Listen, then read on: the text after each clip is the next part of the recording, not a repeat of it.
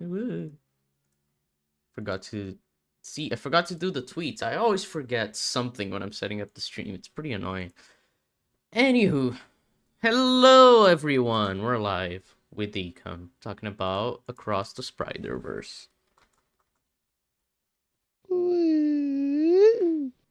Agreed, Chab. Anyway, yeah, Across the Spider-Verse today. Fun times. We also have like 300 new subs, so like welcome, I guess. Thanks for coming from Advocate's channel. And you're probably here because of Madvocate, so if you're watching this, Madvocate is not here, but you know. He's with us in spirit. I'm glad that nobody else is talking, and it's being very awkward that I'm saying things and nobody. Anyway, okay. We're gonna cover some videos talking about Across the Spider-Verse today because we like the film, and some people think it is woke. Oh yeah, the title of the stream is not supposed to be taken seriously. Making fun of these people. Yes, it is. The film is very woke. It is the woke. It is. I'm tweeting it out. What do I say? Woke verse. I don't know.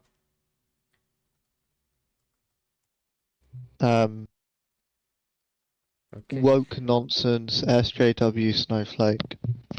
What's that? That is indeed how to describe our podcast, to be fair. Gender, indeed, Josh. Gender. Define gender for me, Josh. This is going to be a hard-hitting stream for you. Gender wars. Oh, Lord. Gonna be discussing very interesting questions like, what is a woman? I hate wokeness. Me too, TK. Ugh, wokeness, so cringe. Like, seeing black people in media? Like, what? Nah. Get that shit out of here.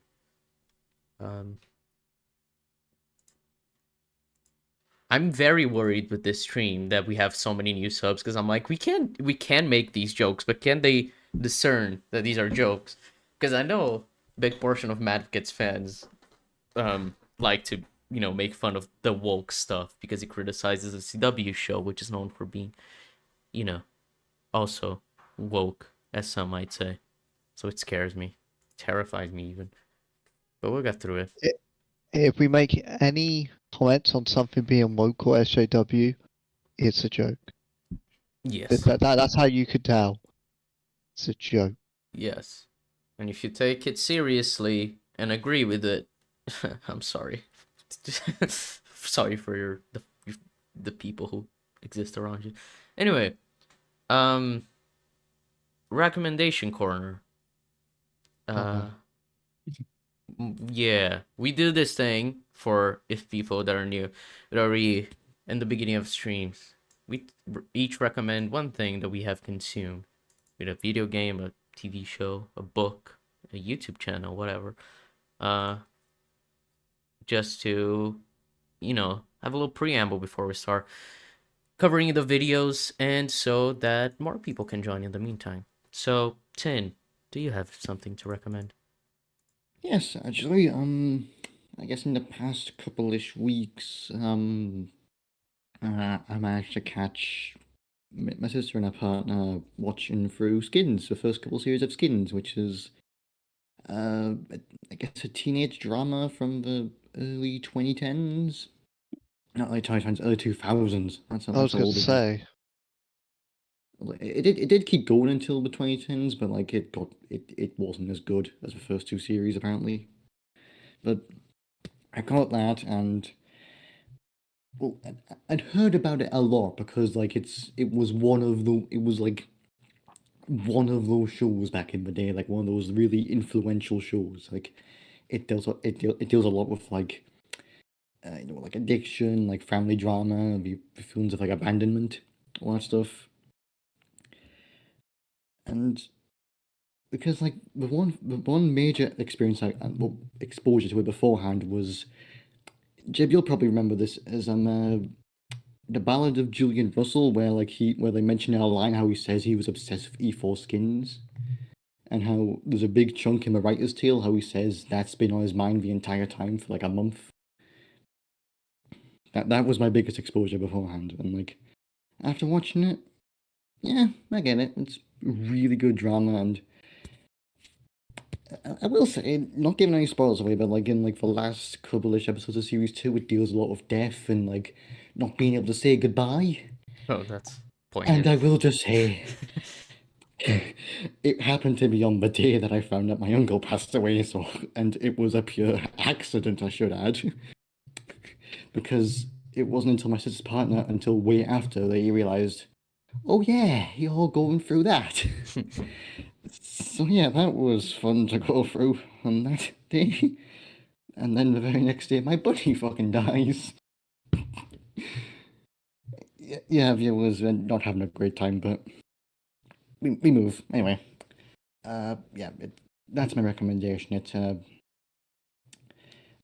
really good British drama about like growing up and all that stuff. And I'm rambling, but yeah, that's my recommendation, and I'm sure I'll cringe whenever I look back at this part of the stream in the future. So yeah, that's my recommendation. Cool beans. Cringing is fun. Should I just start ECUM master debaters? Sure. Um, remove the D. I agree. Jeb, you recommend something. Do you even have something you should recommend? You barely do anything with your life. Yeah, I'm gonna have to do a cop out, and I'm gonna have to recommend Secret Invasion because I think Oh, that is a masterpiece. Yeah, yeah. hey, Secret Invasion is an excellent show that I think handles Nick Fury in a very honorable way and gives potential future stories. And I don't think that he was a buffoon and brought into an obvious lie that I saw from straight away. So no, I'm not recommending that. I'm going to do a cop out because this guy said I haven't really done much. But it recently came out, and that's Sonic Frontiers Update 2. Technically, you play it by playing Sonic Frontiers, but whatever. Um, what a lot of people thought it was just going to be an air update, like oh, birthday celebration, new Coco skins, and that was it. Nothing much. What turned out to be probably the best addition to the game so far, purely because of when you S rank all the action stages, um, which are essentially challenges to rank up to get an S rank. If you get an S rank and all that, you get the spin dash. And not only that, in the settings, you can reduce the deceleration and jump from deceleration, which essentially means when you jump, you have more momentum carrying you. Combine that with the spin dash, which works as a secondary boost, it revolutionized the entire game. It doesn't feel so what's the word? Scripted or quite like you're locked to the confines of the developers in terms of how they want you to traverse through the world. Now you could just go onto a slope and fucking fly. And you could do it in the cyberspace levels, which fix my biggest criticism of those levels, because they do not play as you expect momentum speed character to play as. Now I could do insane strats and levels that were like quite difficult to S rank, so like 1-2, which was 55 seconds, you could do that in under 50. That wasn't possible before without some glitches which they call you out on. So I would recommend Update 2. I think it just completely changes how you can approach the game and play the game, and it improves it for the better. And given what Update 3 is hinting to have, I think Sonic Frontiers could be the best design 3D Sonic game. Would have been my favorite. I don't think it could ever be because Sonic Unleashed. But I'm very happy with how Kishimoto, Izuku, and the team are doing. Cool beans. You done? Yeah, I'm happy with that. Alrighty, it's my turn. Actually, I'm having a hard time figuring out what I want to recommend because I actually haven't watched as many things as I thought I had because I've been busy working on videos and stuff. And the shit I've watched is bad because I've rewatched Quantumania, I watched The Flash, and we're gonna talk about Across the Spider-Verse, so I can't recommend that. But I guess I'm gonna talk about After Sun, which like I think is kind of self-evidently good. I think everyone knows about it because of the Oscars campaign and everything. How um it's just a great film talking about a lot of things. I think mostly depression and the impact that your depression can have on yourself and on other people. It's a very interesting father-daughter relationship. Um, and it's just a really, really well-made film. I think there are so many details that if you're really paying attention, you can pick up on. It makes it very interesting. And I would recommend reading the synopsis for the film before you watch it, just because it it gives an insight into like the framing of the film that will make you appreciate it a lot more instead of taking like everything about it literally. A lot of things aren't supposed to be like literal or like canon basically. So yeah, it's a really really good film. Paul Mescal's fantastic. The girl, I don't remember her name, she's also great. What's her name? Frankie Corio. Yeah, she's really really good as well. So yeah, After Sun, that's my recommendation. Woo! Zodiac Gamer Zero Dark. Hi. I'm gonna go like with something that's pretty much like entirely out of character that I have for something that I've watched. Uh, I'm gonna go with Seven Samurai. Uh, but, yeah, I've watched an old film for once. Imagine that. Whoa. Yeah, should be lucky that I have a friend who bullies me into watching things because otherwise I wouldn't watch it at all. Yeah. I knew basically nothing about it going in, other than the fact that it's absurdly fucking famous and like influential to like, an insane degree, and like, a lot of the greatest filmmakers in the world are very heavily inspired by Kurosawa's work in general, and that film in particular as well. But yeah, I think it's like what 3 hours long or something like that. It's very long, but it uses every second of that time very very efficiently. Uh, there's quite a few characters that you've got to get to know, and the film takes plenty of time to establish them all properly and introduce them in ways that fit with like just essentially how you're going to get to know them, and it does an excellent job with that. Yeah, characters just I was surprised about how much I ended up like really quite invested in what they're doing. Yeah, it's a fairly simple plot. It's just like just a group of people trying to defend a village from just raiders. But there's just a lot of like, layers to it in terms of again characters and how everyone relates to each other. Because there's a lot about how the samurai aren't particularly trusted by farmers because uh, they don't have good experience with samurai. And one of the samurai in particular, he's very personally connected to both sides of that sort of argument. And yeah, it's just a lot of nuance there in terms of the village, like sort of learning to trust these people who've come to protect them. And I just really love the way like they do the whole final invasion as well.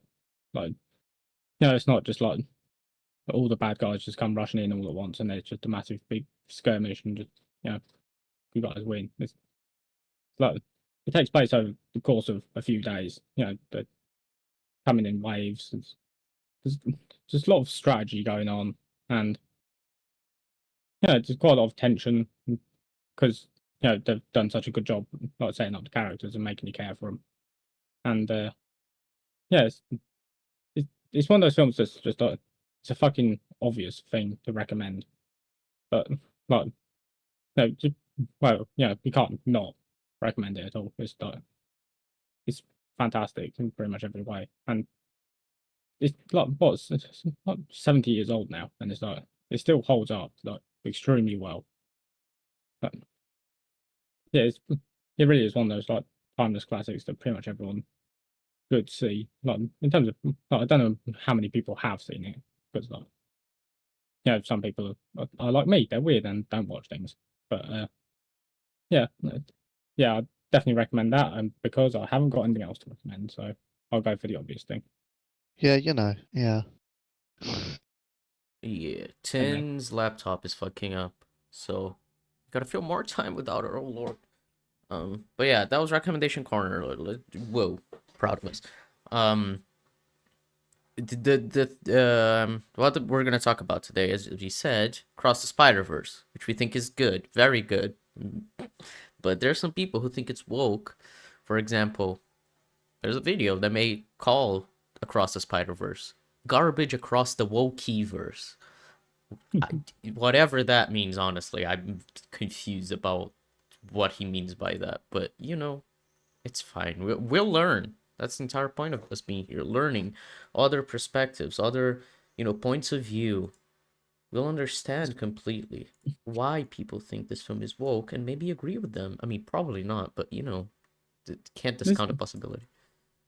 This is going to be fun because this is the video that's been clowned on Twitter quite a lot recently. Oh, is it? I didn't know that. Oh yeah, people should tell me these things. I don't use Twitter. I needed to know that we're covering like a video that's clowned on all the time. So I saw it in my recommended the day it came out, and I looked at the title. I was like, "That's gonna be all on Twitter." And it was. I remember I was editing a video for a YouTuber talking about Across the Spider-Verse, and I was looking for Across the Spider-Verse clips and trailers and everything because the film isn't out yet on digital, so the only good quality clips I would get is like from YouTube, the trailers and everything, other than like getting a cam copy, which obviously wouldn't look good, which I did end up using a few times. But anyway, when I searched the trailer, there were like so many videos of like calling this film woke, and so many of them just called the film like the gender verse, and it was so funny. Like, and that was like first page of like me looking for trailer for Across the Spider-Verse trailers. Like, there's so many videos shitting on this film, calling it woke ahead of the trailers, even though they had like so many less views. Like, it is very weird to me. Someone hasn't joined the watch together. I assume it's Zod, but it's so weird to me how YouTube kind of does that, because that has happened a few times where I search something and then like the first like results are always like these anti-woke like right-wing channels, even though what I'm searching for is usually the opposite. It's like a leftist YouTuber's perspective on things, or I'm just searching for like a topic, like I'm searching for a scene in like Iron Man, and then there's just like a video from the Quartering saying that Brie Larson has done something again that makes him hate her. But yeah, my point being originally that these types of videos shitting on Across the Spider-Verse, calling it woke, have been pretty prevalent recently. And I don't really know why. Like, because like the film, on like an explicit level, it isn't really like focusing on like identity politics. I guess Miles obviously being black and being Hispanic is like pretty big part of his character, but it's not like a film that is like overtly like talking about these issues. Yeah, it's like the funny thing is that they always say, "Oh, it's gotta be." They're asking for, I guess, like more subtle sort of way where it's like in the background, but with the film, this is literally the case. Like Yeah. the trans stuff, which I guess we sort of disagree on, but like at the very minimum, the film at least is supportive with one flag in the background where you wouldn't even notice it on like a first viewing. Yeah, that and Same with the Miles's, pin on yeah, like her dad's jacket is the kind of thing yeah, where I like didn't notice when I first watched it as well. Yeah. yeah, it's like that sort of stuff is like, unless you're someone like us, where like you actually are paying attention to the little details, you really wouldn't notice it. Like if you told someone that like about the whole Gwen trans stuff, like chances are they probably would have missed half of the stuff on a first view, and like that's how like missable it is. So like all this stuff saying, "Oh, they're forcing it down our throat," it's like most people aren't even noticing it. Like Yeah. like this is exactly what you're asking for. Just it being more in the background. Yeah, and I think it's especially weird. Well, actually, never mind. I started saying something because I was trying to remember what my point was, and then I remember halfway through. My point is that I think the only reason these people actually like think this movie's like super woke is because they like a lot of people have made the parallel of the idea of like how Miguel thinks like Miles was never supposed to be Spider-Man and how he's, Yeah. the one who isn't Spider-Man is like, nah, you can't be, and Miles is like, nah, I'm gonna do my own thing. And like being embracing his own identity regardless of like what other people think of him. Um and it is a big thing about these anti-woke people of saying Miles Morales isn't Spider-Man, he's Miles Morales, like the classic neurotic tweet that he makes every couple weeks, because he says it annoys people when it's just like, okay, you're just repeating what you've said for years now. I remember when I was editing that video I'm talking about, I got a tweet from him that was from 2021. That was him saying it, and I just searched Miles Morales from Nerdrotic, and there were like in like hundreds of tweets of him just saying Peter Parker Spider-Man, Miles Morales is Miles Morales. But there's this weird fascination. I think Eric July is another one that like hates Miles. Like there's so many anti-woke people. They're just like, Miles isn't Spider-Man. Oh, Miles is awful. We don't like Miles. And so this film, it kind of tackles that in a meta sense, by like having Miguel kind of be like a stand-in for those types of people, um, if you want to interpret it that way, which a lot of people have. So it is.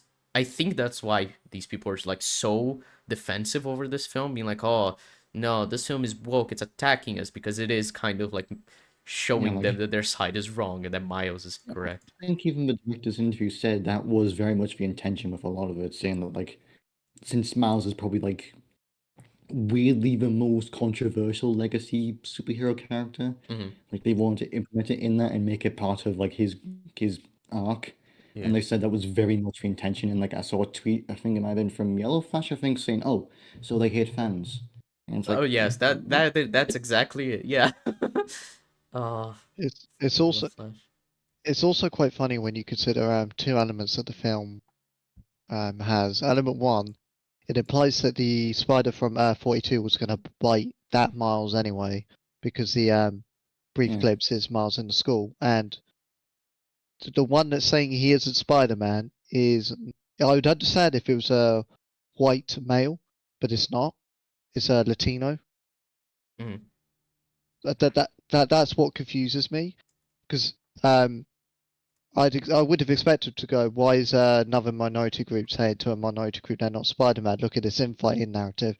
But for some reason, they're seeing Woke on Miguel as woke a literal, crime. yeah, woke on woke crime type thing. But instead, they see it as a literal stand-in.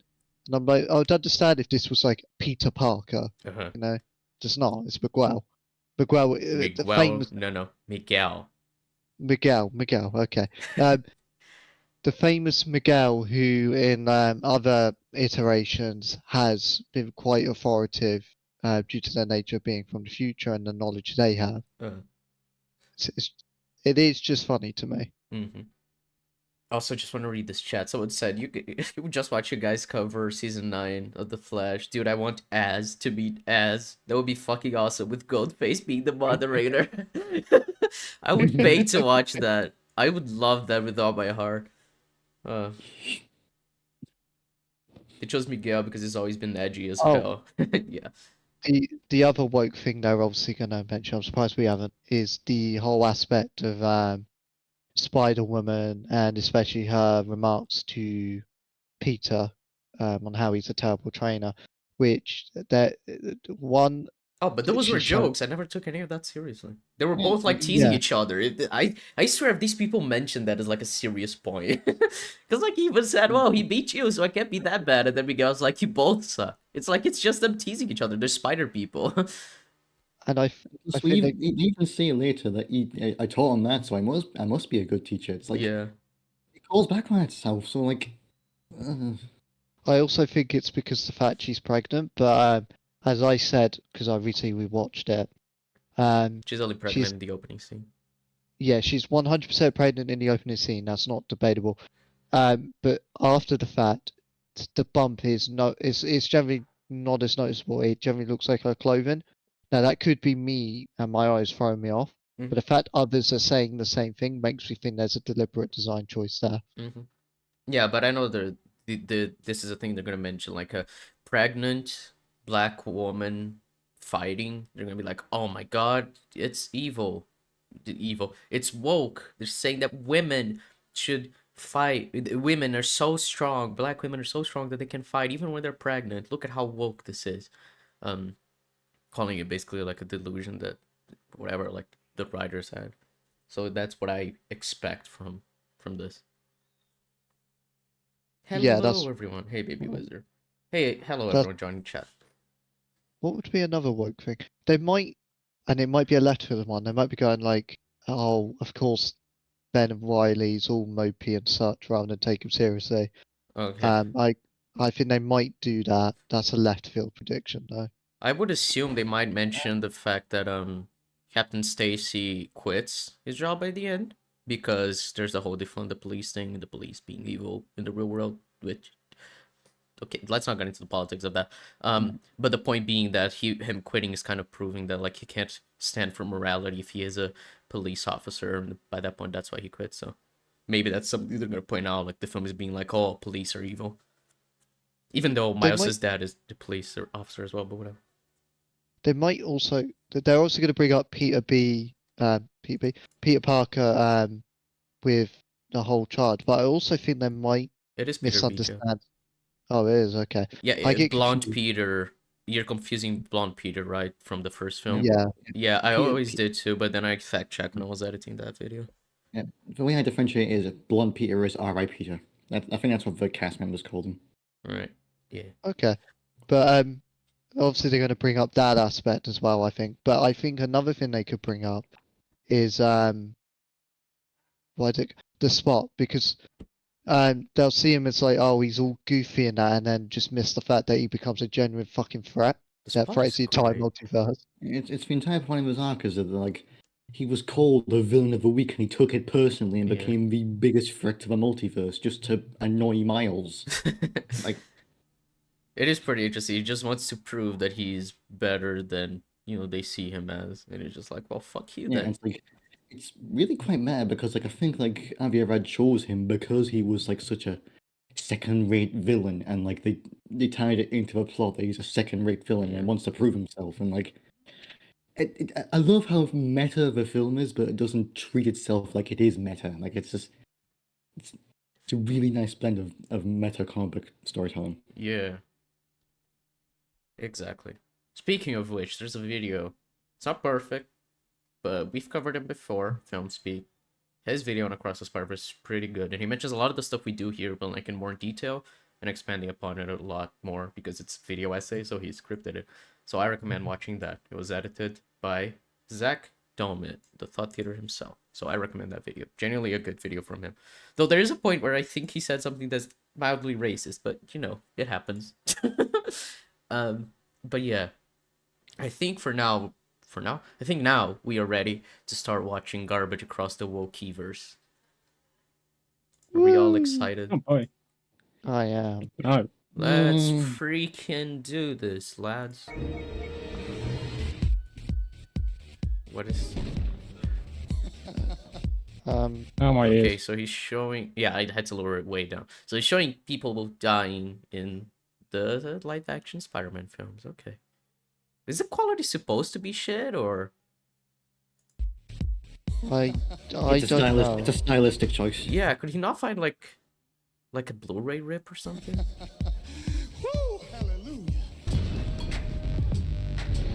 Oh, okay, that was an intro. Did you get the point I was trying to Yeah. make? I have no idea.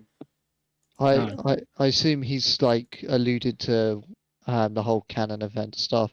Right, right. So his point is that, oh, this had to happen, so he's happy that it's happening. As if it's like, oh, see, this always had to happen, so it's okay that it happened, even though that's not the point of it. Actually, it's the opposite of the point the film's making. Yeah, it's very confusing. This video is brought to you by Squarespace, the all-in-one platform to build your online presence. If Twitter wrote a movie with all its overused memes, tired jokes, stupid logic, and cliched versions of men, women, and race, it would be Oh, Lord. He criticized already the AI feature joke. The So chai it's tea fucking joke was zero. hilarious. I'm sorry. Like, they even reuse the whole point is that like it's. Oh, why do I feel like he probably got mad at the whole? And this is where the British stole all our stuff. Why do I feel like he got mad at that joke? Even though, unironically, that was the joke that got the biggest laugh at my theater. That was hilarious. But it is very much like making fun of British imperialism, which for some reason there are a lot of British people that still like that. And Yeah, that Tories Uh, appeal to those which would be people especially because funny national. because Robert Hayes Australian. Oh, that is fun. Oh, that would be. Oh, that's hilarious. Because Yeah, Australia yeah, hang on. isn't it? Is it Australia where people were sent to Yeah, as Australia prisoners? was our prison island. Yeah. Oh, if he criticizes that joke, I'm gonna lose my mind. Okay, anyway, I'm gonna rewind just to get his entire point.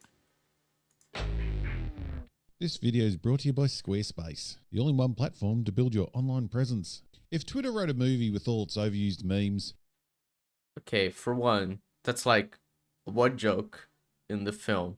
Is there any other Twitter like joke that is in the film?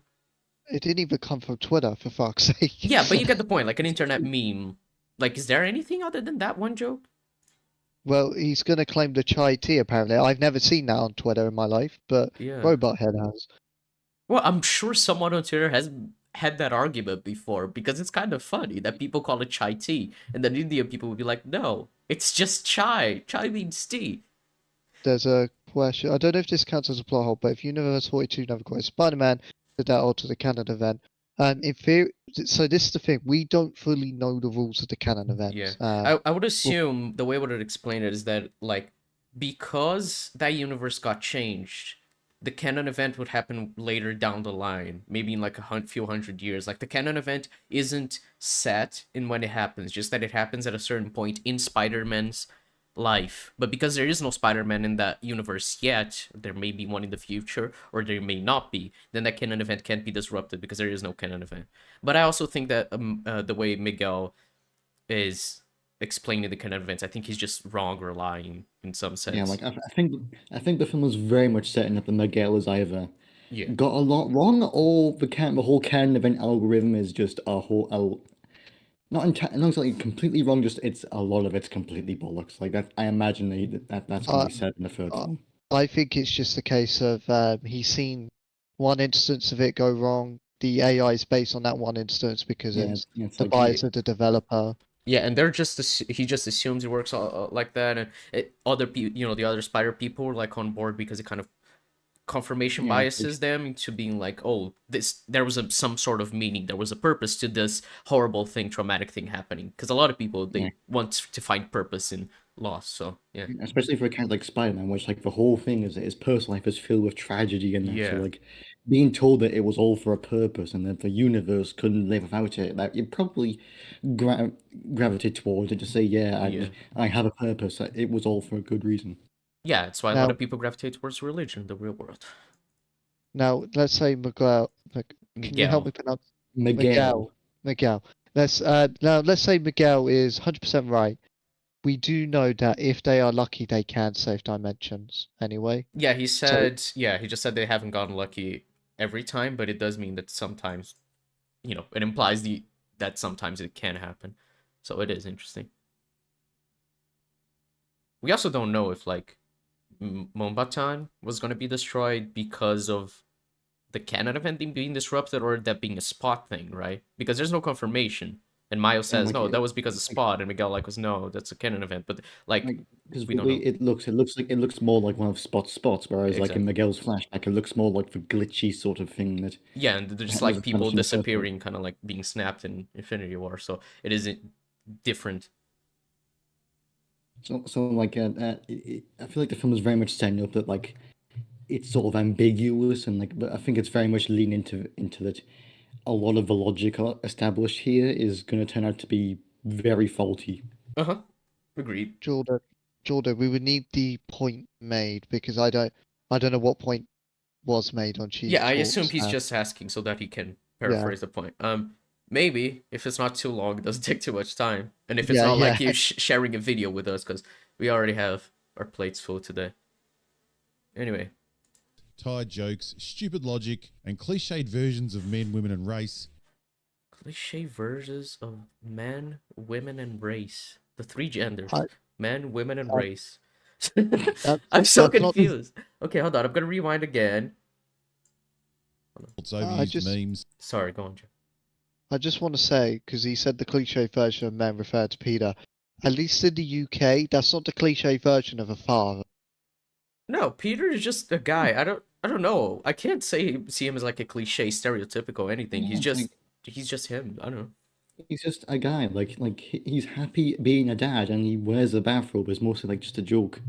Like Yeah. the whole, it was his whole heart. It was his whole arc in the first film, in that he wasn't ready to have kids, and he meets Miles, then he's ready to have kids, and now he's like, he's a dad, so of course he's gonna act like a dad. I can only assume Robot just didn't have a dad growing up, Yeah. or Yeah, at he let least, he or let at go of least, all his fears and anxiety. yeah. Tide jokes. Stupid men everywhere. Oh, so now I get, because I wanted to pause here. So he says tired jokes, and it says stupid men everywhere. So the point being, the men being stupid is a joke that this film makes. What? Which In terms men? of I guess Peter, but like that's one character. Like every other man isn't belittled really. It's just I, I, I don't get it. Like, I, is he I is don't. he is he gonna suggest that Miles was stupid because he couldn't tell the machine said Earth 42? And it's like, huh, the film is saying Miles is stupid or Uh, something. I yeah, I was going to say the machine auto said it as well. So Yeah, I think the only thing you could say is that maybe he's talking about Captain Stacy being viewed as stupid because he's proven to be like wrong in what he does to his daughter by the end, which like that's not being stupid, that's being wrong because his Yeah, moral like convictions contradicted his uh ethics relating to his job. yeah, it's like I don't get how you can really make that distinction when like being stupid is not the same as being wrong. You can like he wasn't like some thick-headed idiot who was gonna go guns blazing on his daughter. It was just a moral clash sort of thing. It was. The film makes it very clear. Oh, how did you miss it? Yeah, I wouldn't call anyone in this film stupid. I know, right? I'm confused. Maybe he's gonna It's like elaborate later. We'll like you see. can't even say Peter's stupid because in both canons, at least Peter's a genius. So like, Yeah, I mean, for me, Peter B is just like a fun lad. He doesn't take things seriously enough to be like considered like a super. Like you could say he's dumb. I don't think he's dumb. I think he's silly in that he just does things because he doesn't really care much. As a chief server, the points are Peter's nothing but a practical joke. No, there's like a couple scenes that very clearly contradict that, but he's also not a main character in the film, so I don't really care. But like when he talks to Miles about why the reason why he had Mayday and everything, and then when he talks to MJ, and she says, "I don't think there's like a blueprint of how to raise our child." That was also a very good moment for his character. The movie would have a villain if it wasn't for a little something called convenience. No so idea what it's what? talking uh, about. How I'm Spock going to got powers. Well, no one yeah, else did. I want to tackle this one. That's So not the reason why convenience. Spot Sorry. Sorry, just real so quick. That's not convenience. That's the inciting incident. it's not even that. There's a cause and effect for this. So we've established that Mars is an anomaly. Him getting the powers is an anomaly. Therefore, him being involved with the collider and everything else is an anomaly. Which means Spot getting his powers is an anomaly because it's caused by Miles with his anomaly actions. Yeah, but that doesn't disprove the point, Joe. You're just saying it's an No, no, anomaly. no, no, no. It does because everything else, all the other universes are going as they should. The only one that isn't, and the one that causes the Spot, is the universe that has the anomaly. The Spot is also an anomaly as a consequence of Miles' anomaly. As in, That's he always would have existed because Miles is an anomaly, and that's the consequence of it. yes, and he can't exist in any other universe because those ones don't have the anomalies to lead to Spot. Mm. Only Miles' universe does. Yeah. Anyway, that's silly. It's an inciting incident. The movie wouldn't have a villain if it wasn't for a little something called convenience. Like what? It's like It, It'd be different. It'd be different if it was like I don't know. Let's say our Kingpin was the only one to ever activate the Collider. Mhm. That'd be a bit different because there's Kingpins in every universe. We just know we're seeing the point of view of that Kingpin. Mhm. The others could at some point. The point was that other people in the Collider radius should have powers too. No, Whoa. because the Spot was holding something specific with the Collider, which caused Yeah, he was reaction. like holding like a jar of dark matter stuff, and like when Yeah. it exploded, it flew all over him. Yeah, that's Yeah, the that's what difference. that's what I understood by convenience. In that it's convenient that he was the only one, but if it was any other person, then that other person would be the one to get powers. So it's not convenient. It's just it happens. It's an inciting incident. Something happens, he becomes a villain. I think they don't even specifically say that was what he was studying, like him specifically. Yeah, So like, call the convenience weird. Anyway, Jokes, stupid logic, this meme is overused. Change my mind. Stupid logic. What? Why did you show this? I agree that this meme is overused.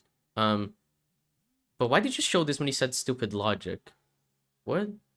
Steven Crowder. Like, well, to be fair, it is a good point to show Steven Crowder when you say stupid logic. Never mind. Go on, Robot Head. and cliched versions of men, women, and race, it would be Spider-Man Across the Spider-Verse, a film for the Twitter generation who hate original characters and have a 5-minute concentration span. Wait, original characters? Like Miles Morales? Huh? literally, like pretty much most of these characters are like from the comics. So like, what? Trying to think what one was the original character in terms of the leads. Wait, yeah, because Spider-Punk was created for this. What? Well, I think he was more so overhauled, I guess is what you could say. Same with Spider-Man India. Right. Like they're very much in the comics, but like in this film, they're very different. Like I think in the comics, Spider-Punk isn't even British. Oh, okay. I'm sure. I'm glad that means it's bad. Well, no, so he's saying that the film is made for people who use Twitter who hate original characters. But the entire point of Miles is that people hate him because he's an original character taking the mantle of Spider-Man. I guess that's what's not original, because he's taking the mantle, as if he's not like an entirely different character based off of like completely different traits and personality. It's a very weird way to. Like even in the film, he didn't really take the mantle. It was more so like it was thrust upon him, like within the film's own logic, and like even in like the original comic run, it was always that Spider-Man died and he took it on afterwards. It's like it's not like he stole it. So like it's not like he's like I'm gonna be Spider-Man now. Like Reverse Flash. Characters and have a 5-minute concentration span. So we're just supposed to let people die. You realize how messed up that sounds, right? Let me guess. He died? But before you What? You are aware there's an entire chase scene in between those two scenes, right? Okay, just so go- I think the point he's making there is because Miles is like, oh my god, dying is so bad, and then after that there's a joke about death. When like the point isn't making a joke about death, it's making a joke that we all know what happens to Spider-Man because it happens to every Spider-Man. His uncle dies. The joke is like the predictability of what he's saying, and that the therapist probably hears it from every single Spider-Man because he's a spider therapist in the Spider Society. It's like it's this sort of like it's something that happens with like a lot of like I guess you could say it's sort of like the Lego Batman film, how it always pokes fun at the origin story. Same with the first film, how it says, all right, let's do this one last time. It's called, I guess I wouldn't say lampshading, but like a similar sort of effect where like it just sort of says, oh, okay, we've done this over and over again. Like it's just being that sort of joke. self-aware. Yeah, it's self-aware. Like it's especially in a film where like you have hundreds of thousands of spy people that of course they're gonna talk about how they coincidentally have a bunch of similar dead people. Also, someone brought up a good point, but it's weird that he used the clip from the film, the cam copy, instead of using the trailer version of it, of that, like, let me guess, your uncle died moment, because it's in the trailer with good quality and good audio. But whatever. Carry on. I was a big fan of Spider-Man Into the Spider-Verse. I thought that was a great film. Stylistically, it looked great. The story was good. Came up with an interesting way of creating a new version of Spider-Man without totally shitting on the original version, which is something a lot of us wish Hollywood would practice more. Whatever's talking about now. But I'm impressed because usually people say that Peter B, like these types of people say that Peter B was like shat on, like completely missing his arc.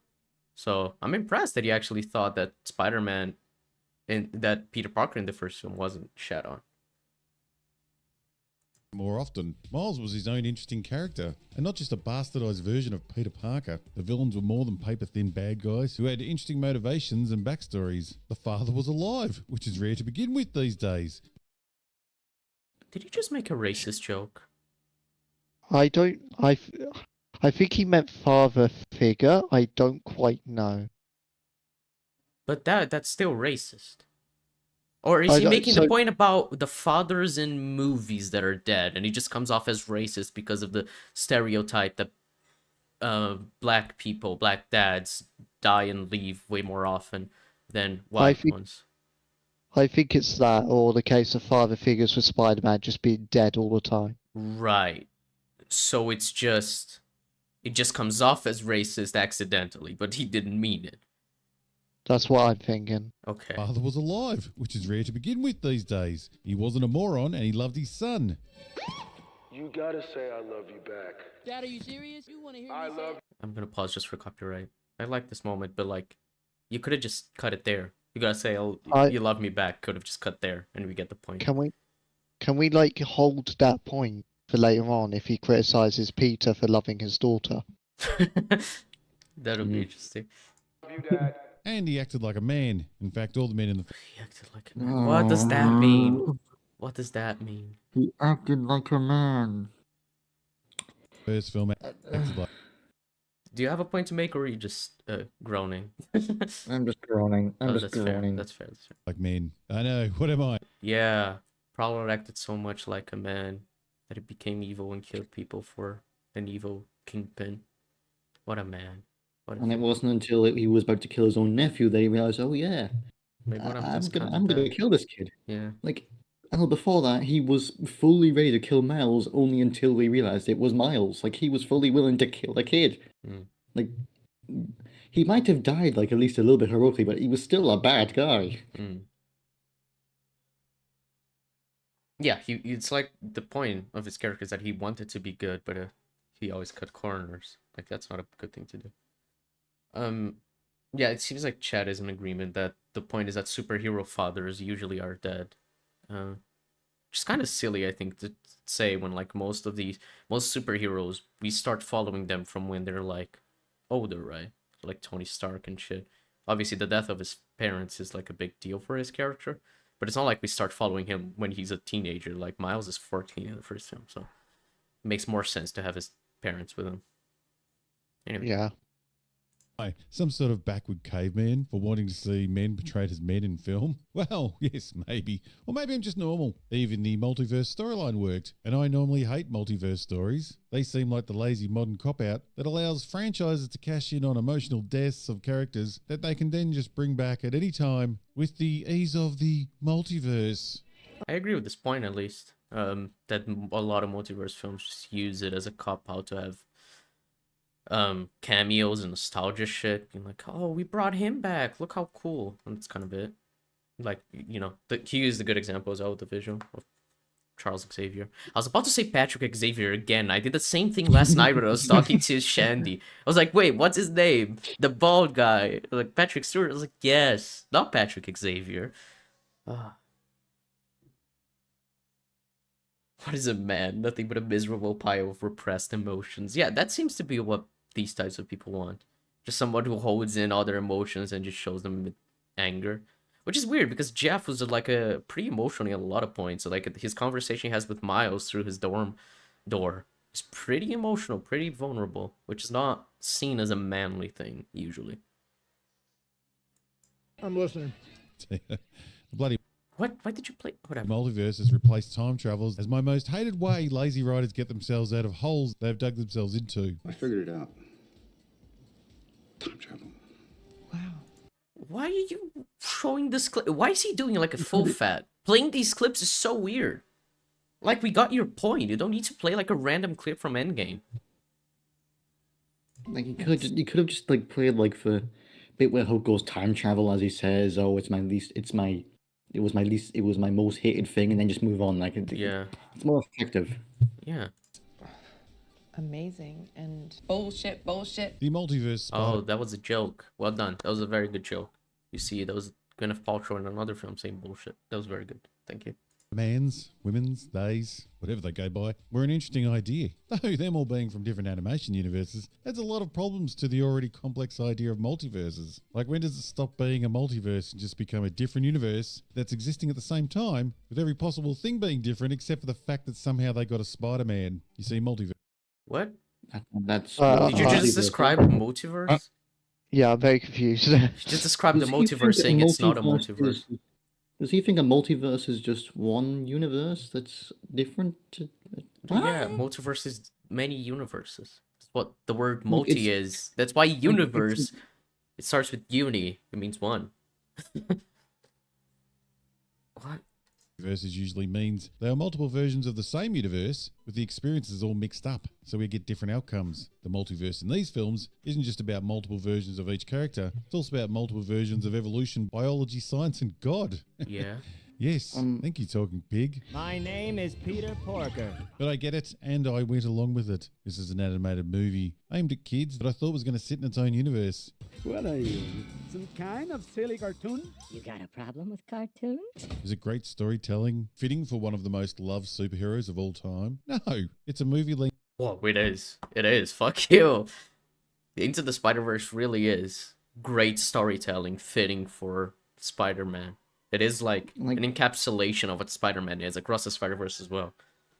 Like, why do you think people can like write like 30-page essays just on the "What's Up" danger scene alone? Yeah. Like, it's really powerful storytelling. Yeah, I think it's just diminishing it because it's like animated. Like you said, it's an animated Yeah, kids like- movie, so I'm not gonna take it seriously as if like there's like something seriously like illogical about the internal logic of the film, even though Into the Spider-Verse is pretty airtight. Joke that's tipping its hat to the history of the animated heroes in a huge wink to the audience. Like Shrek, you know, stupid but fun. Bah. Oh yes. Stupid How- but how's- fun. How is it stupid? I don't know. It's Yeah. for kids. But everything that made the original film great is gone, even the lead, because this is now Gwen Stacy's story. It's not. She's a co-lead. Her and Miles are the main characters. Like, Miles is still the main character. He just has also a co-lead. Like, this is still easily going to be Miles's trilogy. It's just that this was sort of dedicated a bit to Gwen, like showing her side of things and that. And it just makes me wonder, how does he enjoy stuff like, say, the Lord of the Rings trilogy, which divides up its protagonists? Like, does he think that like it doesn't even have a main character, or does he just think, yeah, I don't know. Gwen is kind of important to Miles, a little, kind of important to each other. Well, it's at least her coming out story. We open Oh no! with her struggles and we God, end with no. her redemption. She gets the Redemption? Oh yeah, she is redeemed. Sorry, yeah, I forgot that she read this stuff from Miles. You're right. first and last lines of the movie. Let's do things differently. No way, really? That's insane. Did you know that the opening line of Into the Spider-Verse is said by Peter Parker, not Miles? Isn't that weird? Whoa. See, that No means that Peter Parker, way. the character that dies like 20 minutes into the Spider-Verse, is the main character. That's so dumb. Like, well, who cares who says the first and last lines? That doesn't mean they're the main character. It's also quite funny to criticize what appears to be the focus on Gwen when you consider this opening scene, for example. It's all about her thoughts on everything that kind of happened and to Mars, and that's why we see all the glimpses of what's going to happen in the movie. Yeah. This time. Never found the right band to join. Closing. It's her putting together a team to save Miles. Like, how is that? Is that he's saying as if like she's become the main character when like Miles is whatever. So I you started my own. Want in? The art I style from love the that original movie. is now in overdrive. What was used to great effect in the first film is now a distraction hiding the true meaning of this film. What? No, especially showing the Gwen scenes where like the background fading away, the pastel colors just like showing that the only thing that truly matters in that moment is, you know, those two characters and their relationship, as if like anything in the background is just noise. Like that's so meaningful. That's such beautiful animation. Saying that's just like distracting is so bullshit. I thought Jeb had something to say. I guess not. And most of all, the great Do you? Oh, yeah, sorry. Also, stuff like how deliberate they are with the spot design. At the beginning of the film, he's very basic. You even see the pencil outlines for the Mm. shaping, and then towards the film, he becomes fully developed to show he's a fully developed villain at that point. When he gets his full powers, his animation there is like some of the most interesting visually like thing I've ever seen. I think I was talking to a friend of ours, and he said it was like the greatest feat in animation was just like the frames of Spot existing after he gets his full powers. It's insane. There's so much detail and it's so like chaotic. It's really good. I love it. And then you got Hobie Spider-Punk, which Oh his yeah. he goes at like each animation at every 3 frames, I think, to represent how chaotic he is with his Yeah, anarchy. with the Yeah, he's because a he doesn't cutout believe as well. It's pretty great. All of them are pretty unique. Like even Spider India, which is like, you know, a bit more similar to the other ones, he's still like a more hand drawn type thing that is like paying an homage to, you know, old Indian animation. Like there's a lot of like, to say it's distracting is so weird because it's not the kind of thing you to focus on. But if you do want to focus on it, there's like so many details you can get. It's pretty great. Even 42 has that. It's similar to Miles's universe, but it's a more of a graffiti design. Mm. Yeah, it's like saying it's distracting when like that scene of Miles like swinging as he gets into Earth 42, and then we see the faces on the building and everything. Like that's some of the greatest animation I've ever seen. Like he gets swallowed up by a building and he shoots out, breaks a window. It's like, it's so good. Yeah. I enjoyed this film. Oh yeah, and So- fucking Vulture in the beginning, like to Yes, say it's yeah. distracting is just like a unique style of a different universe, which is something he praised. And then it's just interacting with Gwen's universe, which also has a very unique style. So weird. is now in overdrive. What was used to great effect in the first film is now a distraction hiding the true meaning of this film. And most of all, the greatest crime of this film, no Nicolas Cage. Whoever I'll agree with that. I like Nicolas Cage. Yeah. Yeah, I go, like he's gonna be in the next one anyway. Like he was in at the end, yeah. final four. So like, And- yeah. And no See, I really like the lighting here. Like his fucking, what's his name? Aaron's face. Like look at the purple lighting, how it's like totally black and you see the outline of his face. Like makes him so imposing and evil. It's pretty great. Like that's just such good animation, man. It's pretty impressive. The color mood effect indeed. You guys ever feel like you're losing brain cells every day? I mean, yeah. third act. I nearly cried when I realised that this was part one of a 2-part story. Well, I didn't really cry because I can only take so much social grooming and class. Social. Aw. Social grooming. So he is gonna talk about the Gwen trans stuff. That's great. Classic character destruction in my entertainment. I'll be Character destruction. fine missing the next one, thanks. It was antagonizing fascists. It's a metaphor for capitalism. And the change I That was so funny though. It's a metaphor for that was hilarious.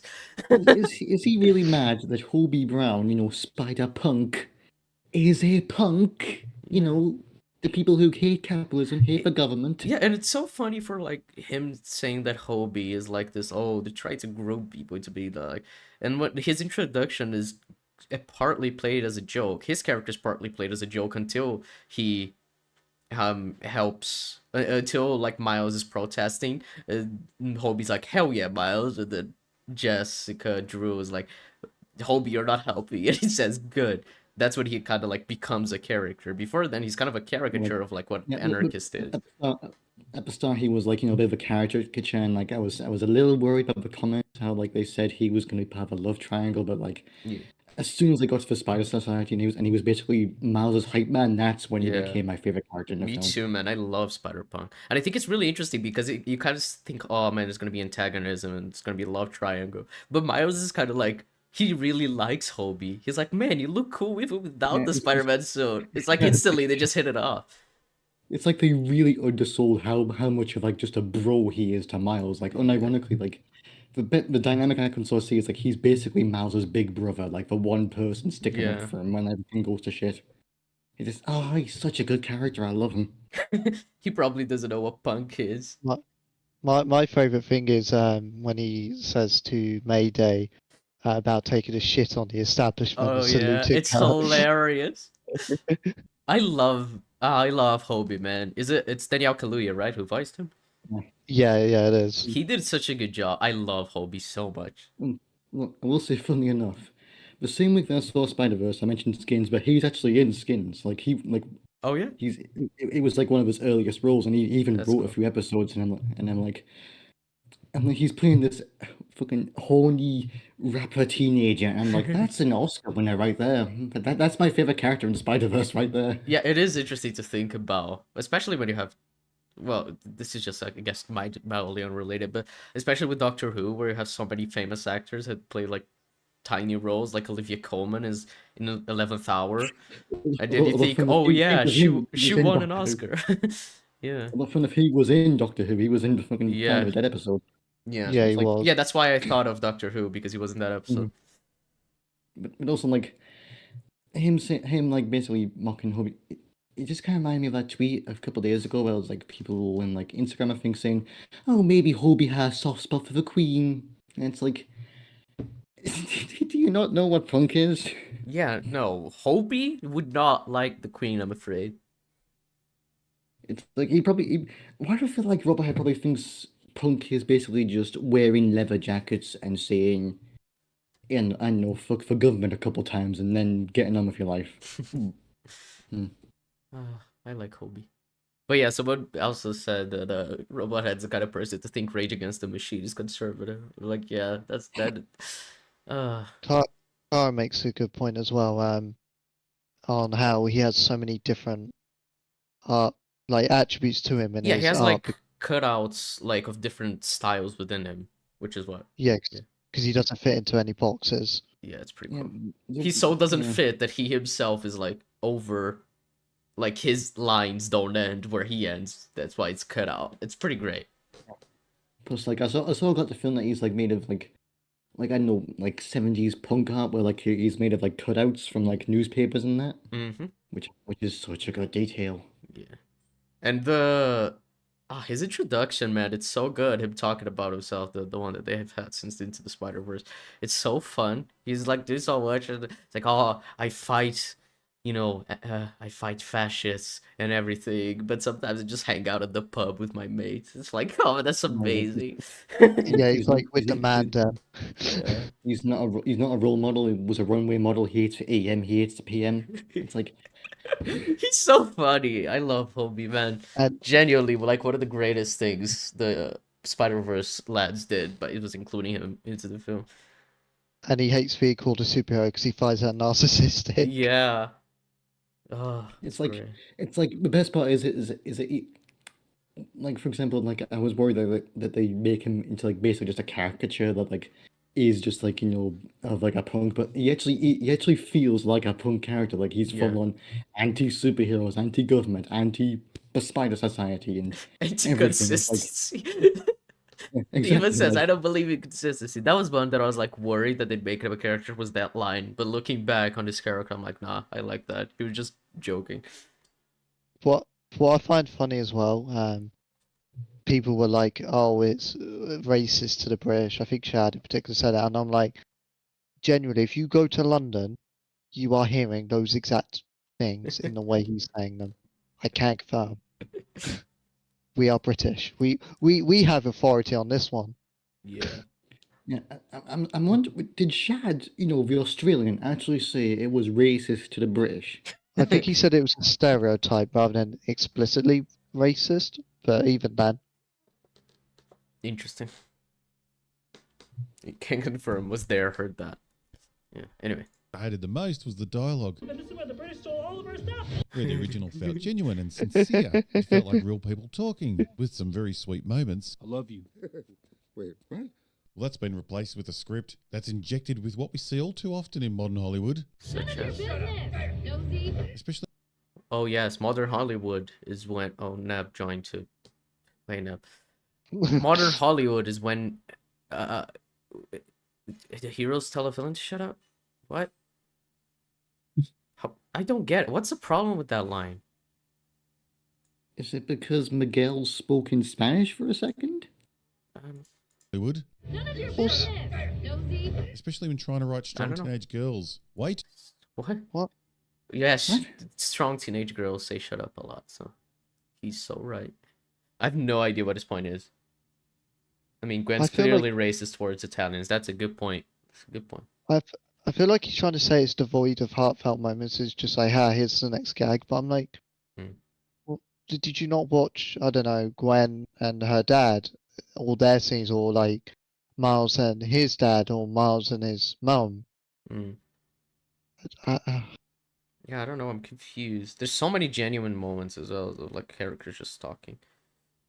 Just someone said I'm about to see movies like Spider-Verse with the 24 frames per second sounds cool. You know that well, basically every film is 24 frames per second, right? I think you mean 12. That the first film was 12 frames per second. Yeah, I was gonna say. Yeah, there are obviously a few exceptions. The Hobbit films were 48 frames per second. The Gemini Man was 120, but yeah, 24 is the usual. Too much smarmy smart ass. I'm sorry, who exactly are you supposed to be? I'm from another dimension. You are? Wow, actually, She's Well, just go her ahead. personality. What? You are aware who Spider-Man is, right? Oh yeah, that is He's a true. character who quips a lot. He is famous for his quips. Didn't people get mad about Spider-Man not quipping enough in something? Yeah, I think it was the Raimi trilogy where it said he didn't quip that much. Yeah, like the comic nerds. I would assume Robot Head would appreciate the quips. Spider-Man's all It's like about the entire quips. point. The entire point of Spider-Man is that he's also a hero, but also he's very funny, or at least he thinks he's very funny. Yeah. It's also Gwen is literally putting up a front, as always. Yeah, sure. She hides behind. Well, it's a big part of Spider-Man is hiding behind his sense of humor a little. Yeah.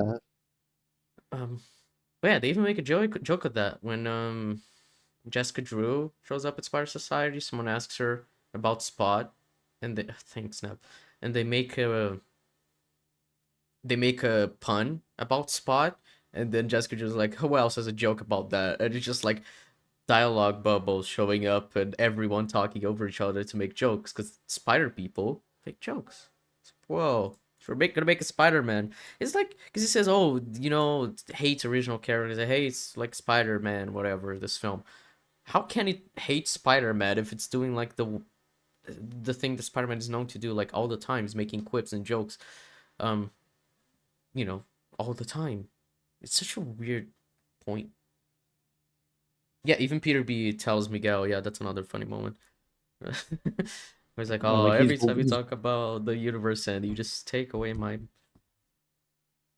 Yeah, he also says you're the one Spider-Man who isn't funny. Yeah. I'm not confused. And as far as the humour, man, could we get a joke from this decade, thanks? Whoa, I don't think I want this costume anymore. What does that mean? What? How is this not from this decade? Well, the funny part is that like the film isn't even set in this decade. It's set like a year after the first film, so like it's Oh, yeah. 2019. You're right. It's not even set in the 2020s. I have no idea how that's like a no joke or even a bad joke. I can't really like counter what he's saying because he's showing examples of me like this is bad.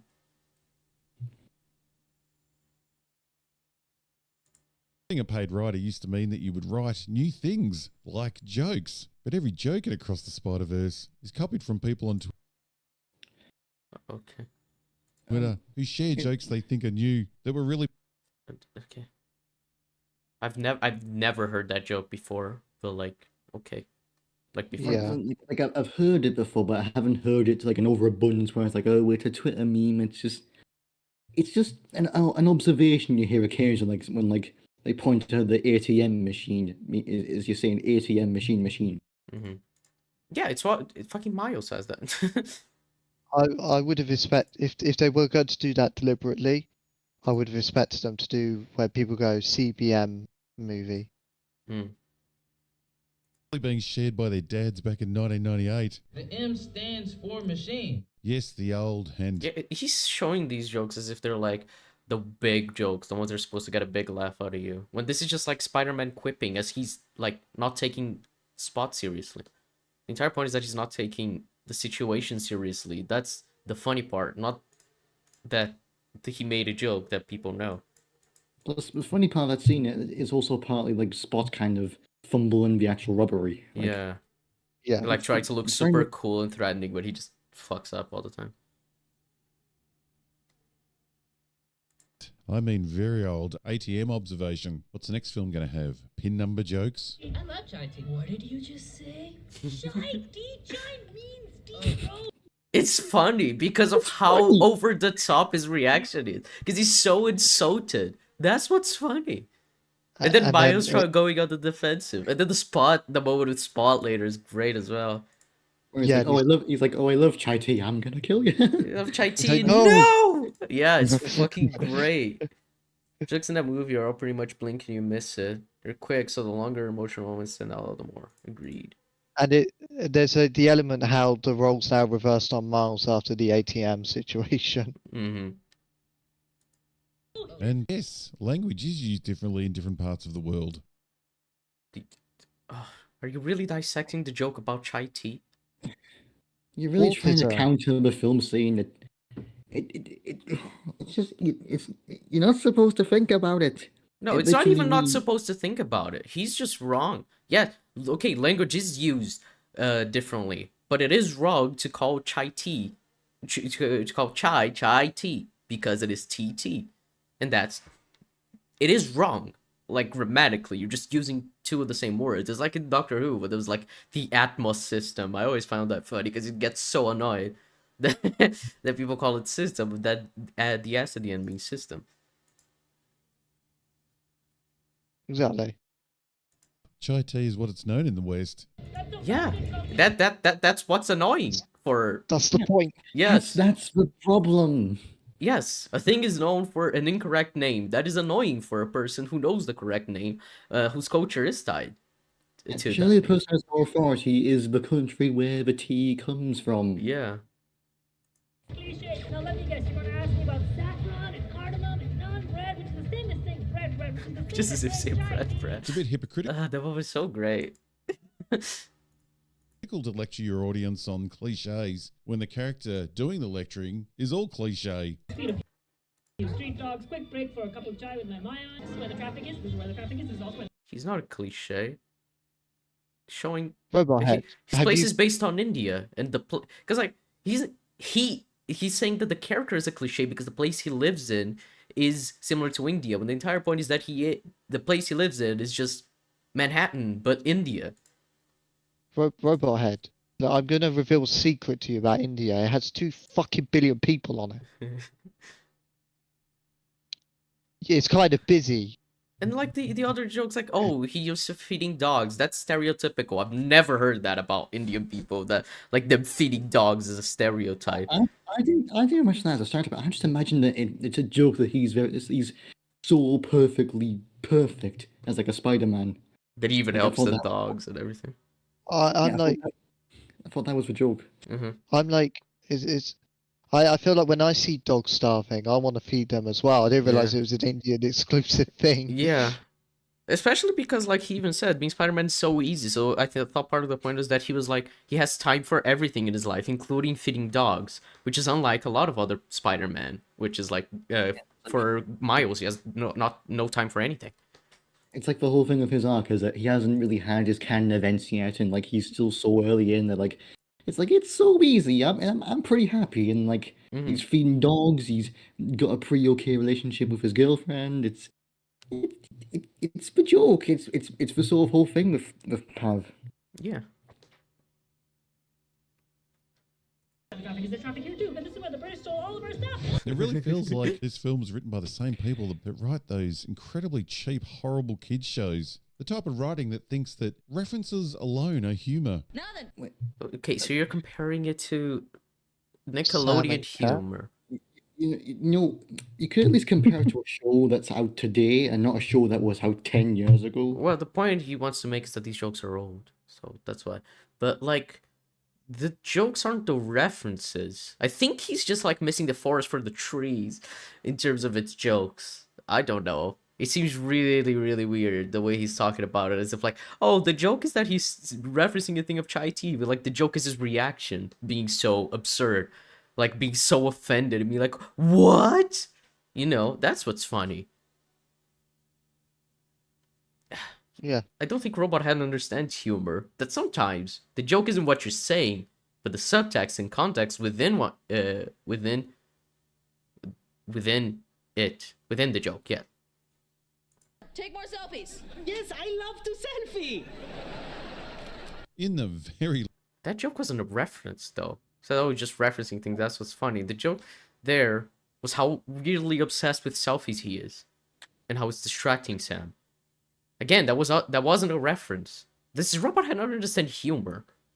If this was a reference, I'm telling you, all these convenience stores around my road, man, all of them are taking selfies all the time. Fuck me.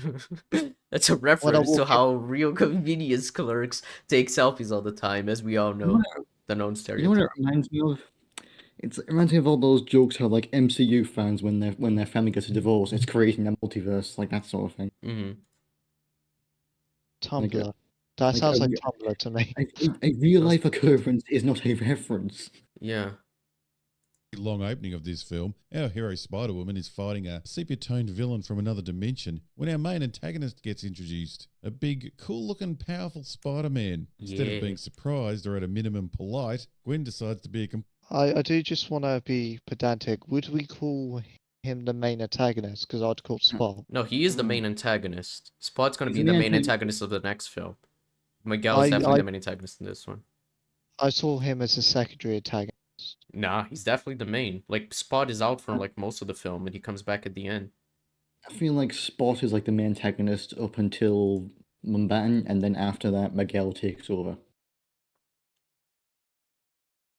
So I'd say there's two main antagonists then. I'd say Miguel is the main antagonist. I don't think Spot can be considered it. He's like set up for the next film, the film's antagonist. Like, he was like an obstacle they had to stop. They weren't taking seriously until it becomes so powerful that they can't stop him. But then everything else happens. So there's like an entire film with like Miguel being the antagonist in that middle, and a huge part of like what drives Mile and his entire crusade is Miguel. So.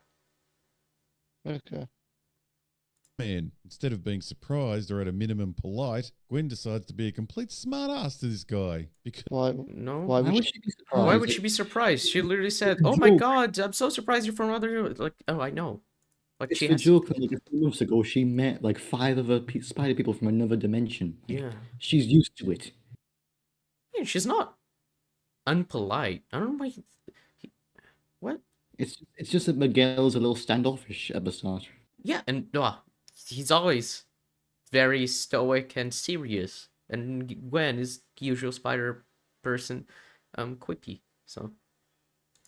Because he's a dude, and that's how women. Because he's a dude. Yes, I was also thinking that when I was watching the film, like, oh my God, another dude. I hate men. I cannot believe Miguel showed up. Thank you, Gwen, for making fun of him. I'm surprised he isn't praising Miguel for being a dude, considering he keeps all his emotions inside. He's very large and built and stoic. Like, surely this should be his wet dream of a man. Well, I'm sorry, this is the only person that she's kind of a bit antagonistic to in the film, ignoring the Spot, of course. Like Miles, she's all welcoming with him and like hating what she's doing. All but is she even antagonistic to Miguel? Well, you could argue in the opening she's kind of like Antagonism might be the wrong She's word. but defensive because she thinks she can defensive. handle it, and Miguel's like, no, we need to handle this. And like, Yeah, Miguel's kind of defense. blaming her as well for causing the anomaly, because she was involved in the first film, which was the not the particle accelerator. What's the name? The collider. The collider. Yeah, she was included in the collider stuff. So she's a bit defensive, but that's because Miguel already doesn't like her because she was involved in the events of the first film, and he's talking to her about it, like blaming her basically. I mean, she's all over Hobie and Miles, so like I don't understand. Just don't think the guy understands the Spider-Man quips. Yeah, that seems to be like a recurring problem with this video. He just doesn't know how to understand. I think he has autism. I'm not insulting him. I think he has some form of autism. It seems to be that he's taking these jokes seriously, like way too seriously, not understanding what makes them funny. So maybe, as someone with autism, I can say that he sucks anyway. Because, you know, he's a dude. So and that's true. how women talk to men who are masculine in movies these days. So true. Wow, actually, I'm not You gonna already showed I this know, clip. Peter was prone to the odd smart-ass line. Guess you haven't heard. The Raimi one is Oh, known so he for is not aware that he being... quit. Yeah, but like Raimi is the one that is famously known for not quipping enough. Like surely you compare it to like Andrew or something. I guess He because he quipped a lot thinks in the both Andrew films. one is shit and he thinks the Marvel one is woke, he's gonna compare to the one he thinks is good. So I think, because I don't know, because I don't watch Robot Head, because like why would I? But I don't think he's like a comics person, right? He seems to be just like he watches stuff and then he makes shitty videos about it. Because he's like he seems basing his perception of Peter Parker and Spider-Man on the Raimi films, when like that's not the most accurate adaptation, like by a country mile. Yeah, it's like pretty famous. Like it adapts the first few stories, but in terms of like the wider characterization stuff, it gets a fair few things wrong. Yeah, that's weird. I'm the sheriff around these parts. But that was usually reserved for the villains, not fellow crime fighters. Captain, big fan of Spider-Man. Yeah, we'll talk about it later. Just, Hey, everyone. good job. That scene is full of Spider-Man quipping with everyone. Like he stops Bucky hitting him and is like, "Oh, that'd be so cool." Plus, like again, from what little I've seen of the comics, Spider-Man tends to quip a lot with his fellow sort of crime fighters. And Yeah, I that, mean, there's guess the you could say. entire like Spider-Man and Deadpool series in the comics, and the two just did not stop making jokes. I've read quite a few of the issues. It's pretty. Sometimes it's good. Plus, and even then, like basing your expectations for Gwen on Peter feels like a bit of a fool's game because they're different characters. Like they have similarities, obviously, due to being Spider people, but like at the base level, they're still different characters. So like, she's not gonna act the same as Peter from the Raimi films, for God's sake. Yeah. I'm trying to remember, but doesn't it No Way Home? Don't the three Peters like banter a lot? Yeah, I mean, yeah, quite a lot, yeah. Because you're saying that Peter normally doesn't do that, but in No Way Home, I remember the three like bantering like with each other, like regardless of the villains. I think he's being a bit silly, Mr. Robot Head. Personally, that's my opinion. Okay, knock yourself out. Why are you saying it like that? That was funny. But Gwen's attitude and basic politeness quickly changes when a Spider-Woman turns up, an afro-wearing, motorbike-riding, kick-ass Spider-Woman. One who, on top of all that, is also pregnant. Yeah, it's great. Imagine seeing that in front of you. She was like, "Do you want to adopt me?" That was hilarious. Because I was like, I completely understand that attitude. Because Jessica Drew's fucking awesome. Her interest is fucking awesome. Really opened the movie with Gwen being rude to everyone, not just Miguel. That's also a good point, yeah. Because she walks out of the band. Yeah, she kicks her drum kit and everything. That is actually a good point. She's short with her dad as well. Until he says you too old to give your old man a hug. Which is also a great moment where she super speeds to give him a hug. It's great. Not only can a woman do anything, they can also do it pregnant. She actually makes a joke with her dad when she webs her dad to the police car. He says, "You're under arrest," And she says, well, good to know. Like, that's also a quip, and it's her dad. Like, it's not antagonistic. Ah, robot head. An afro-wearing, motorbike riding, kick-ass Spider-Woman. One who, on top of all that, is also pregnant. Not only can a woman do anything, they can also do it pregnant. Now, Oh, I predicted he would say this. It's almost verbatim. Let's go. Ah, what a great prediction. That's a jab moment. Or I just know how these people were dumb. this isn't from personal experience, but riding a motorbike pregnant's not the most comfortable or easiest thing to do. You're also not a spider person, so like, your personal experience is kind of irrelevant at this point. Like, in the first film, he said, oh, I'm willing to look past a few things because it's animation. You know, like Spider-Pig and shit. But now, a Spider-Woman riding a bike is like, oh, it's hard to believe. Okay. Like kicking ass and swinging through the multi-dimensions, but, you know, every woman's got to be as womanly as we can womanly make them. Will you adopt me? She goes from laughing at the dude to asking to be adopted by the woman in the blink of... Yeah, I love how you didn't include the context of Miguel being condescending to her. And then she was like, okay, well, you know, you can deal with them if you want. Like, just entirely missing context for the jokes. You're just reading this the way you want because you want the film to be woke. She also stays on the bike most of the time. Yeah, that's true. of an eye. And the only reasoning is that one of them doesn't have a schlong. No, it's because she's a woman who's pregnant riding a bike who just beat Vulture coming out of a portal. Is that not fucking awesome? Like, I feel like that's self-evidently awesome. It's like when Hobie destroys, like, the barrier playing his guitar. That is also awesome. Like, you just understand why people would be impressed by that. How modern and interesting. And don't get me wrong, this is not about some weird reverse sexism. It's the laziness of the writers is what I hate. Make your characters interesting, not just easy cliches. Is she a cliche? Jessica Drew? No, she isn't. Her characterization is just, like, completely different from, like, the sassy black woman that he's trying to portray. Foxy Cleopatra, and I'm Yeah, like, that's not Jessica Drew. This is a caricature of the sassy black woman. a whole lot of women. So high. Will you adopt me? And while every woman in this film is amazeballs, Every woman?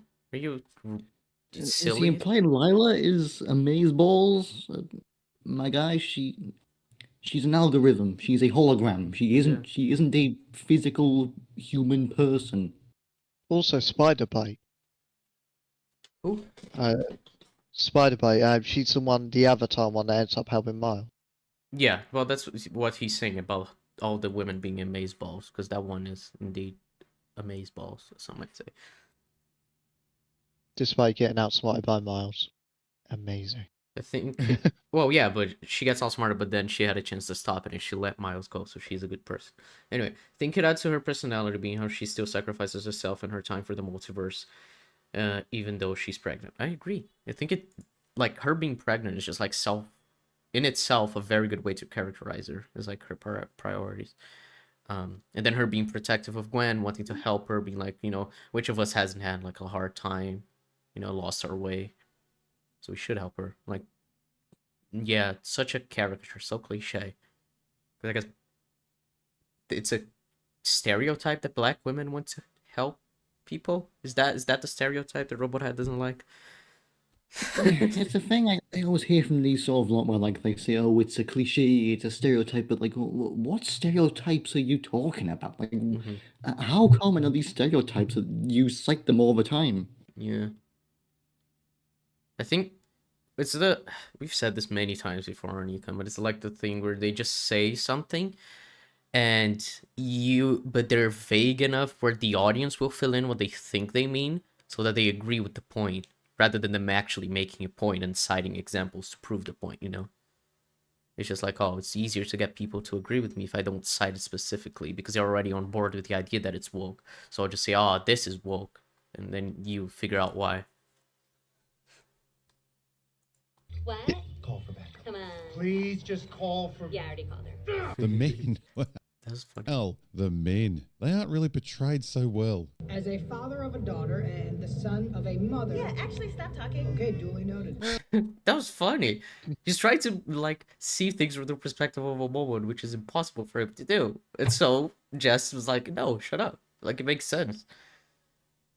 I don't understand. I'll accept this guy, Spider-Punk. He's the only one that comes across as manly and not a psychopath. Manly.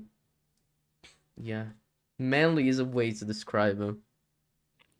I don't even How is he going on about like social justice and all that? And he's like, I like Hobie. He's the one I like. yeah, I don't know. I'm so confused. Say he's manly? Is it because he goes to pubs and drinks? So manly to get drunk. I find it kind of like maybe Hobie is just that good of a character that even a conservative can like the punk character. That would be pretty impressive.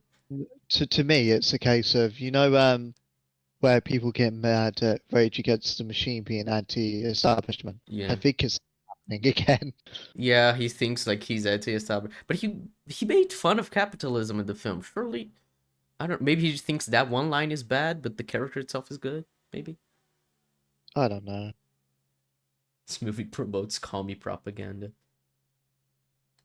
Here we go. Hobie, you're not helping. Good. I mean, with the over-coolness of Spider-Punk and his tough, rebellious ways, Hey, what of it? I'm surprised he didn't try and fight the system himself. What? He He kinda helped. was. He helped he Miles was fight the building his own system. watch. Yeah. He was building his own watch throughout the film.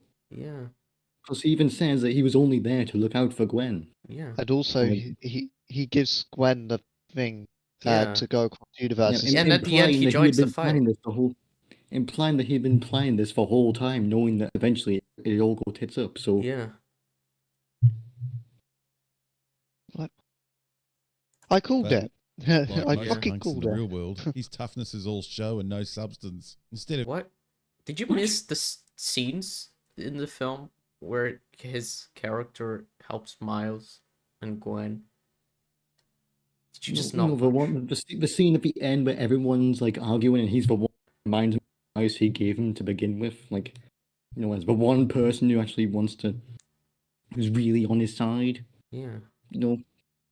of him fighting against the Spider-Man norm, he waits for a kid to turn up and then encourages him to rebel and take all the risks. Yeah, he encourages everyone to rebel. And not take all the risks. I mean, yeah, what do you think? He's the one that they want to go after. Yeah, plus like I noticed this even when I first saw the film, but like of course the punk Spider-Man is gonna stick up for and basically root for the one Spider-Man who everyone is rooting against and Yeah. saying is an anomaly. Like, of course he's gonna put put everything into protecting this one guy. And plus, he alone isn't gonna spark everything because, as far as we know, he probably isn't in the Spider Society, apart from like maybe the core characters we see. Because even we know Miguel hates him, so he probably can't start it on his own, and he waited until this sort of opportunity to really get things going. Because even Gwen was still going along with things, and they've been pretty chummy for a year or so. So Yeah, like he's going on. He's undermined the system by being inside it, essentially. yeah, which is typically what a punk would sort of do, like topple the regime, topple the system by basically infiltrating it and taking it down from the inside. Like that's sort of the smart thing you would do. Silly criticism. Look, you have calling me that. Here we go. Hobie, you're not helping. Good. And then when the shit does go down, old Spider-Punk decides to save his own skin first. He's not No, he saving doesn't. his own No, he doesn't. skin. He's literally saying He's he's not building- gonna take part in chasing Miles. Yeah, It's like realistically, what was he gonna do? Like outside of like Gwen and Peter, and then who was gonna? Does he really think he was gonna just sit there and take on possibly 100 other Spider people on his own with just a couple other different people? he does something smarter. He knows that Gwen will eventually be sent back, and Yeah, he goes to her universe and leaves the Yeah. there. and then that leads to obviously her band assembling. Yeah. He only returns when there's safety in numbers. Safety in numbers. Yeah. He's not, as Tid said, he's not going to take them all on his own, you fucking moron. Yeah. Yeah, Do you like I not? said, Miles only really won because he was running as a distraction and managed to basically guide them onto the rocket, which was going up, and he managed to glide down. Like it Yeah, was he all managed to planned have a out. plan, and everyone thought he didn't. That's kind of how Whereas it went. Hobie had no idea about that. So like he was just seeing all these people go after him. He was like, I can't help. Went back and formulated his plan to give it up. Yeah, he Drop he off the rocket planned back in ahead, Queensland. just like Jeb said. He just actually did How something smart. how are we in the process of explaining how rebellion works, where it's not one person, it literally cannot be one person? Nelson Mandela, for example, did not do it on his own. Yeah. Safety in numbers, 10 versus like thousands. Yeah, so it's such a silly point. Ah, the modern heroes, nothing like them. Hobie, you're not helping. Good. But the others, shit. We have moron, pathetic, flamboyant. What? Why is Jeff a moron? Well, Jeff's never a moron. What? Is he saying that because he doesn't get the science talk from Miles? My dad doesn't get it when I talk about the logistics of everything ever all at once either. Does it mean he's a moron? Or does it mean he's just an older person who doesn't get like science fiction stuff? That's so silly. My dad's into tech and electronics. He's the one that got me into it. He doesn't understand when I go to cybersecurity. Your dad is dumb, I'm afraid. Some people just aren't very well versed in some fields. It doesn't make someone an idiot. Yeah, and like 'Cause, that's the only thing that we can say that Robot Edge could be calling Jeff dumb for. Because there's nothing else. It is just like such an obvious, like, no, he's not dumb. He just doesn't get this particular thing. Like, how is he portrayed as dumb other than that? I'm genuinely trying to think. And I'm going to still man the film here. It's worth noting that Mars is a bit distant with his parents, so he probably hasn't explained it really anyway to them. Yeah, good point. Good. But the others, shit. We have moron, pathetic. Pathetic. He wasn't even a character. He was a throwaway joke. Cameo, even. Flamboyant. Flamboyant. Is that a bad thing? Is being flamboyant bad? Well, he's a male and he's flamboyant, so probably. True. So the men are portrayed. So funny. He's saying that a man being portrayed as flamboyant is like negative. Like, I hate these people. Shit. We have moron, pathetic, flamboyant, psycho, and female. Female. Oh yes, Peter Female. is female because he has a child. As we all know, only women can have children. So the moment you have a child, you change gender. I'm afraid. I want to If only recall. it was that easy. I want to I recall wish. back to a moment where Robothead praised Into Spider-Verse for Jeff loving his son. Oh yeah. I feel like I'm about to pay that off right here. Yeah, and calling him female is so weird because if there's one stereotypical thing that you could say about Peter B is that he has the dad attitude of not really of like being way less strict with like what your child gets to do, being like, oh, let's bring her along, let's have a chase, the kind of thing where like dads are usually like not as worried or anything like that. They're more like fun, basically. Yeah. Why do I sort of get them like? I'm suddenly picturing like the scene in the first film where like Jeff says, "You gotta say I love you back." I just imagine Robohead popping out saying, "Woman." Female, you want love? Fuck off.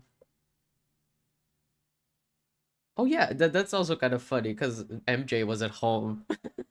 Because someone said, oh, the mom has to stay at home and the dad can bring home the bacon. But the mom was at home, MJ was at home, so like, and Peter was working.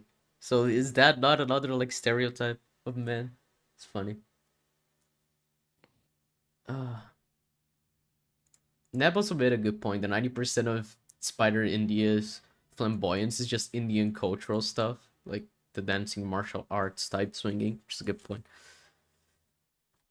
Which is funny that he says, oh, it's so cliche, and then he says flamboyance as if it's a bad thing and not just like a cultural thing. Which I guess he would say it's bad because if you represent a culture accurately, you're leaning into stereotypes according to him. Peter Parker, the loving father from the first movie who didn't seem overly stupid.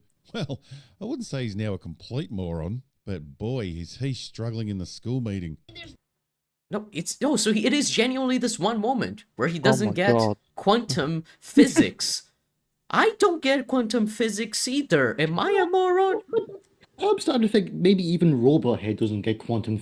Well, Like- he definitely doesn't. I don't know why he Like, thinks this is portrayed as a he- moron. He fucked up the concept of a multiverse, like one of the most That's basic true. quantum physics concepts out there. That's true. That's true. This means you're all morons to me. Oh, wow, Jeff. Like, Jeb explaining quantum physics to all of us, and we just pull a Jeff, and then Robot Head says, you're a moron. You are a I'm very- moron, yes. Thanks, Neb. I'm very open with how I failed my maths exams like 3 different times. Like, I'm not very smart, okay, but I'm not a moron. No, It's you like, are. Well, I mean, let's move on. Thanks. This is so weird. It's like having a character in a movie say like English please when like science person says science things. You're like, oh, the film is portraying him as a moron. Like this is so dumb. Plus, he used the clip of where Spot says, "I created you, you created me," and Jeff says, "Well, Spider-Man, why'd you create that guy?" It's like, Yeah, because that it's not him being a moron. It's him listening to what the guy said and be like, wait, what? Why would you create a villain? He's confused. That was to me. That's still the funniest joke because of the delivery. All right, I liked it too, but it wasn't my favorite. One of my favorite deliveries is Miles saying that Spot kicked himself into himself, like kicked himself in the ass or whatever.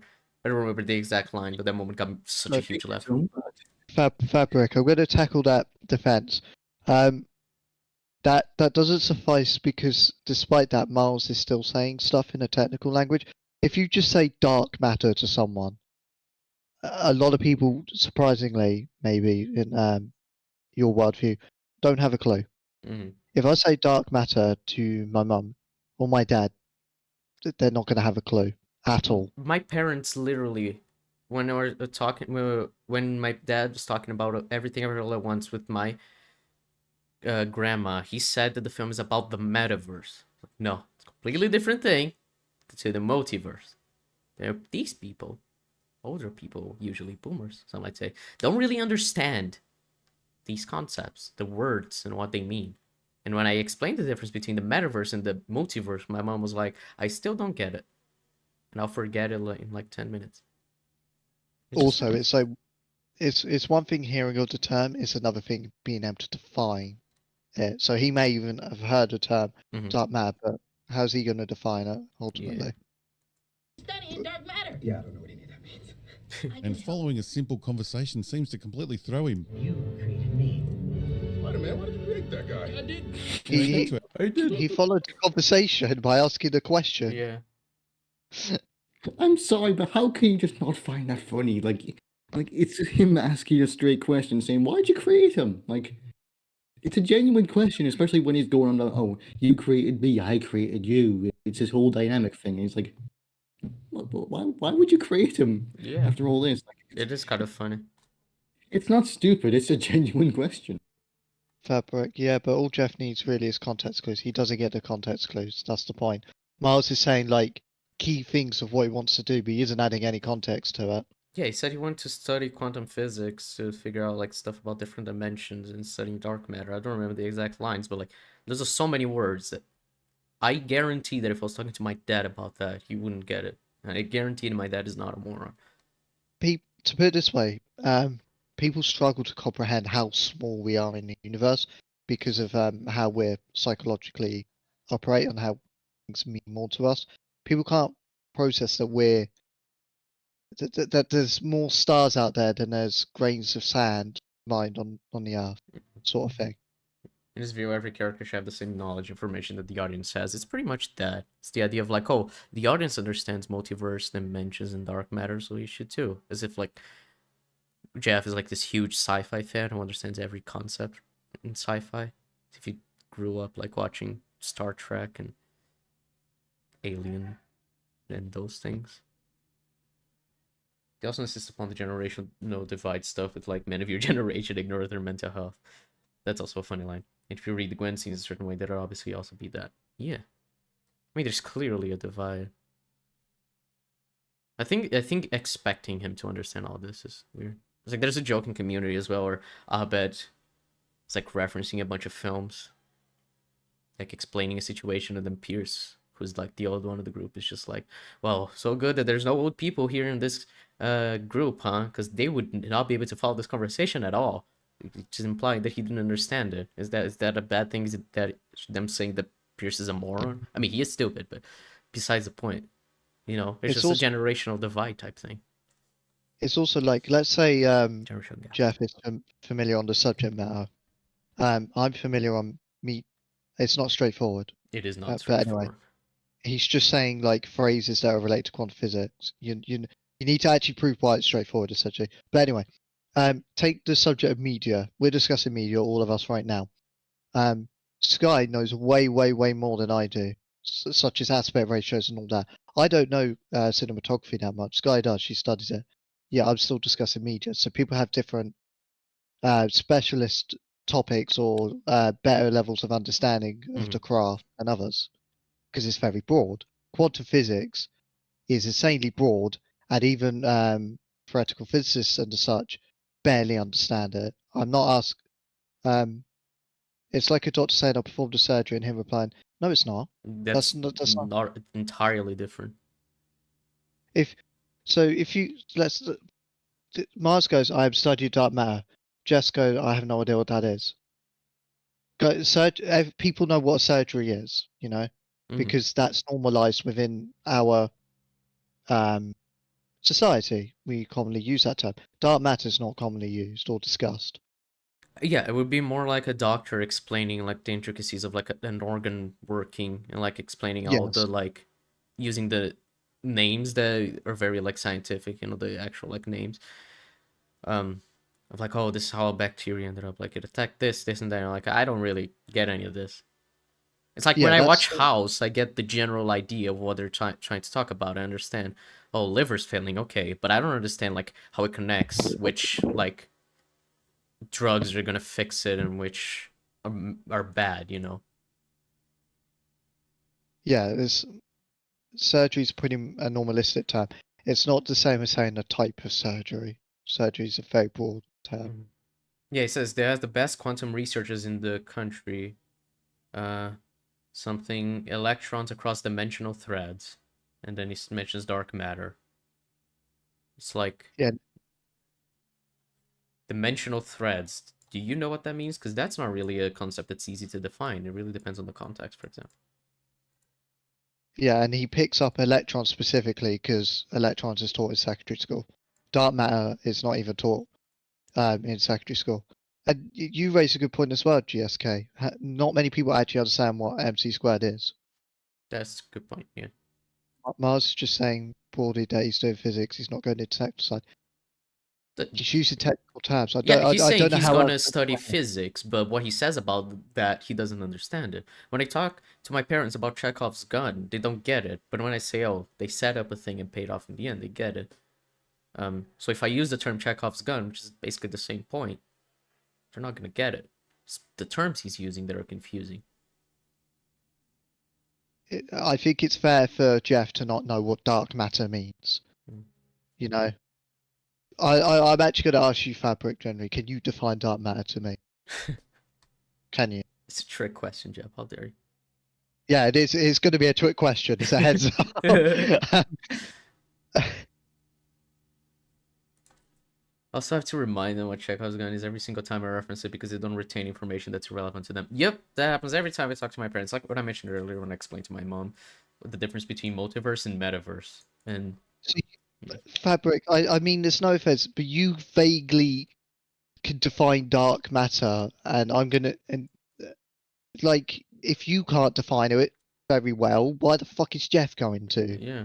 No. Yeah, like the things that he say he doesn't understand are dark matter, and studying how the relation to electrons traveling between different dimensional threads. Like, yeah, I'm not entirely sure what that is either. I just know that it relates to multiverse traveling. To explain dark matter in very simplistic terms, it's a type of matter that literally is unable to be detected by observing electromagnetic radiations. It cannot emit light. It's not going to absorb light, obviously, and it's not going to reflect it.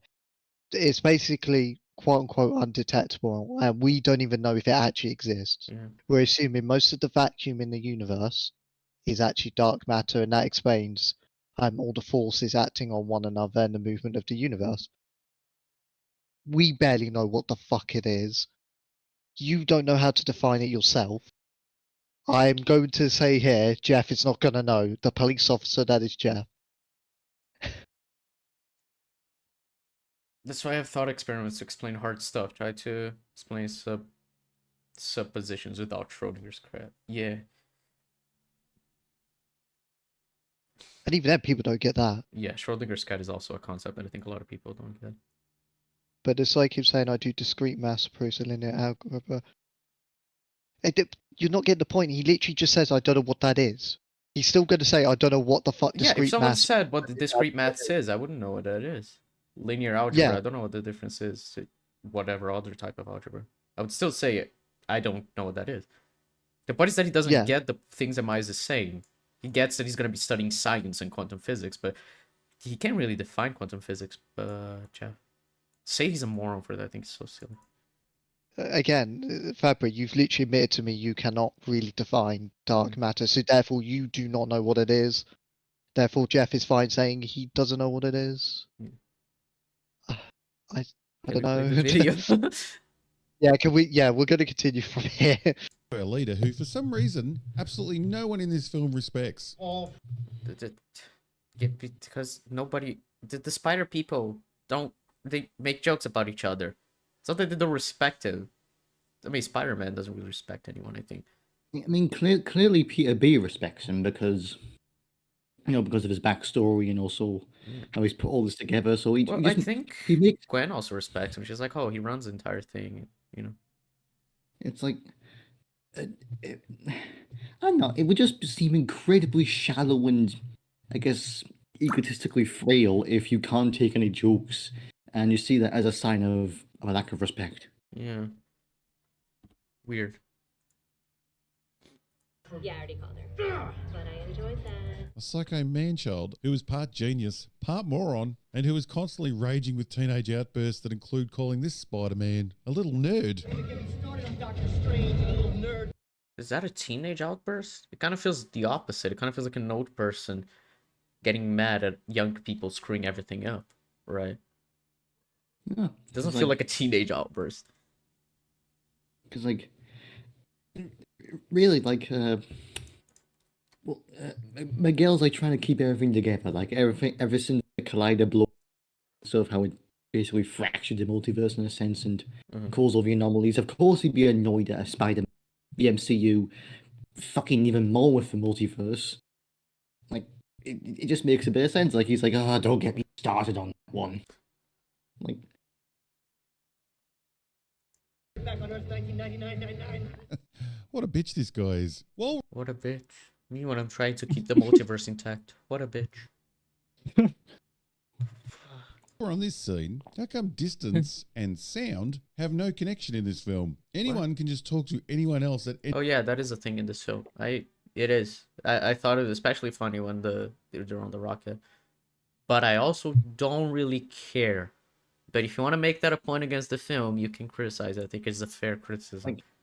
It's a nitpick, but it doesn't harm anything. It's the smallest thing to pick apart. Really, it's the definition of a nitpick. So it doesn't matter really. Yeah. Any given time, no matter how far apart they are or how noisy their environment is. Dude, are you sure you're even Spider-Man? Are you? I understand giving leeway to an animation over a live action, like in scenes when they are swinging around together, and it'd be impossible to hear each other, but who cares? Alright, I really would have come to see you sooner. Right. Who cares? But some scenes are just really lazy storytelling. So you just said who cares, and they were like, actually, I care. So, well, okay. Stop running! Stop chasing me! That one they're even yelling at each other. I don't think this is a bad moment. I would say the rocket is the worst. I'm deaf. I have no input on how well sound should you first. What Neb said is a good point. Within universe, there could easily have been no dialogue for any of this, and it all would have been unspoken. But for the sake of it being a film, it's spoken aloud. That's basically it. Like even the Gwen reveal, that moment where she like reveals that she knew that he's an anomaly. That moment without dialogue, it would still work. Like this entire scene, it would work. The moments where there is dialogue that needs to be heard, Miguel was like right next to Miles on the train, and Peter B and Miles are like talking to each other close and like in a place that isn't very, noisy. Like Super Duper Spider-Man talking to the pilot of a helicopter that's not only miles away, but would be super noisy. How does that work? I'm a good guy. You don't look like a good guy. You're just gonna have to shut up. Yes, I know, it's a fucking cartoon. But, like I said, there's leeway for animation and then there's just bloody lazy writing. Lazy writing is when Miguel says, "You have to trust me," to a cop, and doesn't change the scene at all whatsoever. I swear to God. Where you can't be bothered setting up the scene properly. What is Hollywood's fascination with fat pilots these days? Why? What? What? Did that come from? What just happened? That's like the most random thing ever. Just like going from, how can you hear more than that to, what's Hollywood's fascination with pilots? Fat pilots. Fat Tin. pilots, yeah. It's because Tin cut out, but I'm pretty sure she said fat. Fat pilots. Make Yeah, I sure said you fat don't cut pilots. out. Yeah, that's what I'm saying. It's Tin cut out. You've been cutting out a little bit, Tin, like every so often in the middle of your sentences, but we hadn't missed anything important until now Jeb made fun of you. Maybe if you leave the call and rejoin, that'll help. Anyway, I just want to express what? It came so out of nowhere. It's like that moment in his Kenobi video where he randomly started shitting on Red Hot Chili Peppers. Just completely out of left field. Like, is there like a specific percentage of pilots that you see in Hollywood that has to be like ripped or something? I don't understand. Yeah, it's so weird. It's like these people, like they keep saying that, like, oh, we want more, that people like us, we want more representation, and everything needs to be like, oh, at least 10% needs to be black and everything. Like, this is the kind of thing I don't notice. I don't think anyone has noticed. But these people, they keep in their minds like, oh my God, the percentage of fat pilots to skinny pilots is 3-1. How is that possible? Hollywood has a fascination. It's so weird. You probably saw like 3 films that have like fat pilots. Like, dude, ruining Hollywood. Do you remember when Top Gun Maverick had all of those really fat pilots? I was also thinking of Top Gun Maverick, yeah. The pilots super fit because they're Navy pilots and they're all trained to be like... It's the kind of thing where like he only notices it when there are fat pilots, and so he noticed the pattern. But if you actually like, if you were to list them, like, oh, list all the films that have fat pilots, you'd be like, well, there's that one, obviously the one that he always had in mind when he was thinking like of creating a pattern. There's one odd that he's gonna be able to think about and like pulling it very hard from his memory, and then nothing else, because it isn't a pattern. He's just fat phobic, and so he's uncomfortable when fat people show up. So he actually takes note of that. When it's skinny people, he's like, he doesn't take note of that because it's the norm. Plus, like, it's the same thing with like that we mentioned about how like the film's pushing an agenda where like we're here, they're literally just background characters. They don't really have that much dialogue. They're just there to get saved. Really, like the film doesn't put a focus on them. They're just there. Yeah. I just imagine he has like his reviewer notepad. He's in the cinema, had like one page. It has in all caps, "Fat pilot count." Let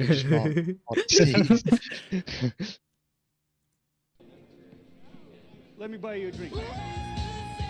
Oh yes, Then we have the he's so fat. That guy's very fat. That last one, ooh, yeah, very fat. Valley Girl's Spider-Man and his amazing hair. Do almost nothing with my amazing hair. You don't use any product at all. Just coconut oil, prayers, and genetics. Ah, yes, guys are always having these type of conversations about their hair. What?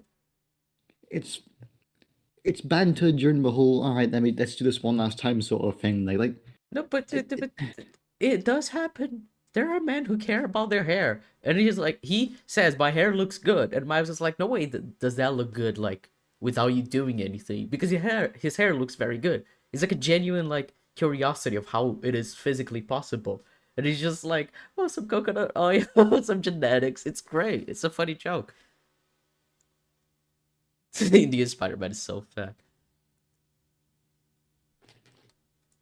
And which hair products they use. I used to dye my hair all the time. Then we have this mess of a human. That was a particularly harrowing memory. One of the few white dude Spider-Mans who was always way too emotional about everything. One of the only white dude Spider-Man. You know that most of the Spider people in this universe or in this film are Peter Parker, right? Who's a white dude. And even Scarlet Spider is explicitly a clone of Peter Parker. So like him being white sort of goes without saying, like, and plus he only what? Okay. One of the few white dude Spider-Mans who was always way too emotional about everything. In fact, he's that emotional he can't get anything done. Yet somehow he too got an important time travel watch. It's not really important. They're kind of they all got one. Yeah, they're hiring every Spider-Man, basically. I've got one, and he was only Spider-Man for 6 months. Yeah, that's kind of the point. It's that, because Gwen said it's a small team of elite Spider people, and then when he gets there, you see so many like, oh, actually, it's not. I think he missed the point. I think he wasn't paying attention to the film, I'm afraid. Oh, you get your knickers in a knot. I couldn't care less if you made the old cast not in white. The whiteys have had a pretty good run at being Spider-Man. But if you are going to mix it up a bit, try not to be so bloody obvious about your bias. At least have one competent white guy. As a father of a daughter and the son of a mother... Yeah, actually, stop talking. Okay, duly noted. I mean, look at the difference here. Look at the black dude. Cool as fuck. Give me a film. Oh my god. What? You criticised him like... You criticised him as being like spineless earlier. I don't understand. I'm just confused. It's like, look, the black guy looks cool, and the white people don't. What? The punk character looks cool. The punk character is a black person, because who would have thought black people were oppressed and went to fight against oppression and fascism? I don't even know what to say. This is insane. On that guy. And then we have Peter, an estrogen-filled whitey wearing a... Estrogen-filled whitey! Estrogen-filled whitey! I'm losing my mind. I'm gonna put that in my bio once I start here. Estrogen-filled whitey! Oh, that is a great bio, honestly. Oh, robot head. A pink bathrobe holding a baby. Yeah, there's no agenda in this film at all. There isn't, man. It's the thing I was saying, you're noticing a pattern because you're uncomfortable with people not fitting into your little box. When these are just people existing. You're the reason I had her, okay? That should make Peter's partner feel real special. What? What? What? No, it's the reason why he was ready to be a dad, not the reason... No. What? No, in the year that happened, I'm pretty certain when, like, him and MJ got back together, I'm sure he explained everything that went on, how he met Miles, and I'm pretty certain they would have talked this out at some point. Well, the telling her would be like, oh, my relation, like, because they broke up because he didn't want to have a kid because he thought he wasn't ready. But then he thought, actually, I think I can have a kid. So yeah, it is because of Miles. How is that in any way, like, offensive to MJ? Like, oh, I changed my mind because I regained my self-confidence and I realized that I may not screw up having a kid. That somehow is offensive to my wife. MJ's shaking her fist like, damn, he's gonna impregnate me because of getting inspired. Yeah. How did your inspiration come from someone else and not me? Ah. Is MJ really gonna be pissed at Peter for having their kid because of some teenager in another dimension? It's so weird. Because, like, he just realized he can be a good mentor and father figure. Like, it's relating to him and his own insecurities that he got through. It doesn't have to have anything to do with MJ, because having a kid is not only, like, you know, relating to your wife or partner or whatever. It's related to yourself and being ready to raise an entirely new person. And he wasn't ready. Like, they had nothing to do with MJ, and he got over that. How is this effect? Whatever, robot head. Peter Parker's whole personality in this film is just female. He wears a pink female dressing gown the whole time. Pink means girl. He's a girl. Yes, I agree, robot head. I want to kill myself. This video is so bad. Find out he wears that to work. How's work? He's now a baby on board, demasculated, cockless male who just wants people to hold his baby. Do you want to hold my baby? Parents are proud of their children. Is that emasculating? Why do I feel like Robot Head hasn't actually met any sort of new fathers, or even had a father? I was gonna say his father figure is probably not the most like emotionally healthy person, and that's why his view of parenting is not great. Like genuinely, in this sort of in the modern generation, when like someone becomes a dad, they're like, hey, look at my baby, look at my baby, look at my baby pictures. Like, yeah, that's just what dads do. It's like, of course, Peter's gonna be like that. It's not even... Robot Head doesn't know how babies are made if he thinks Peter's cockless.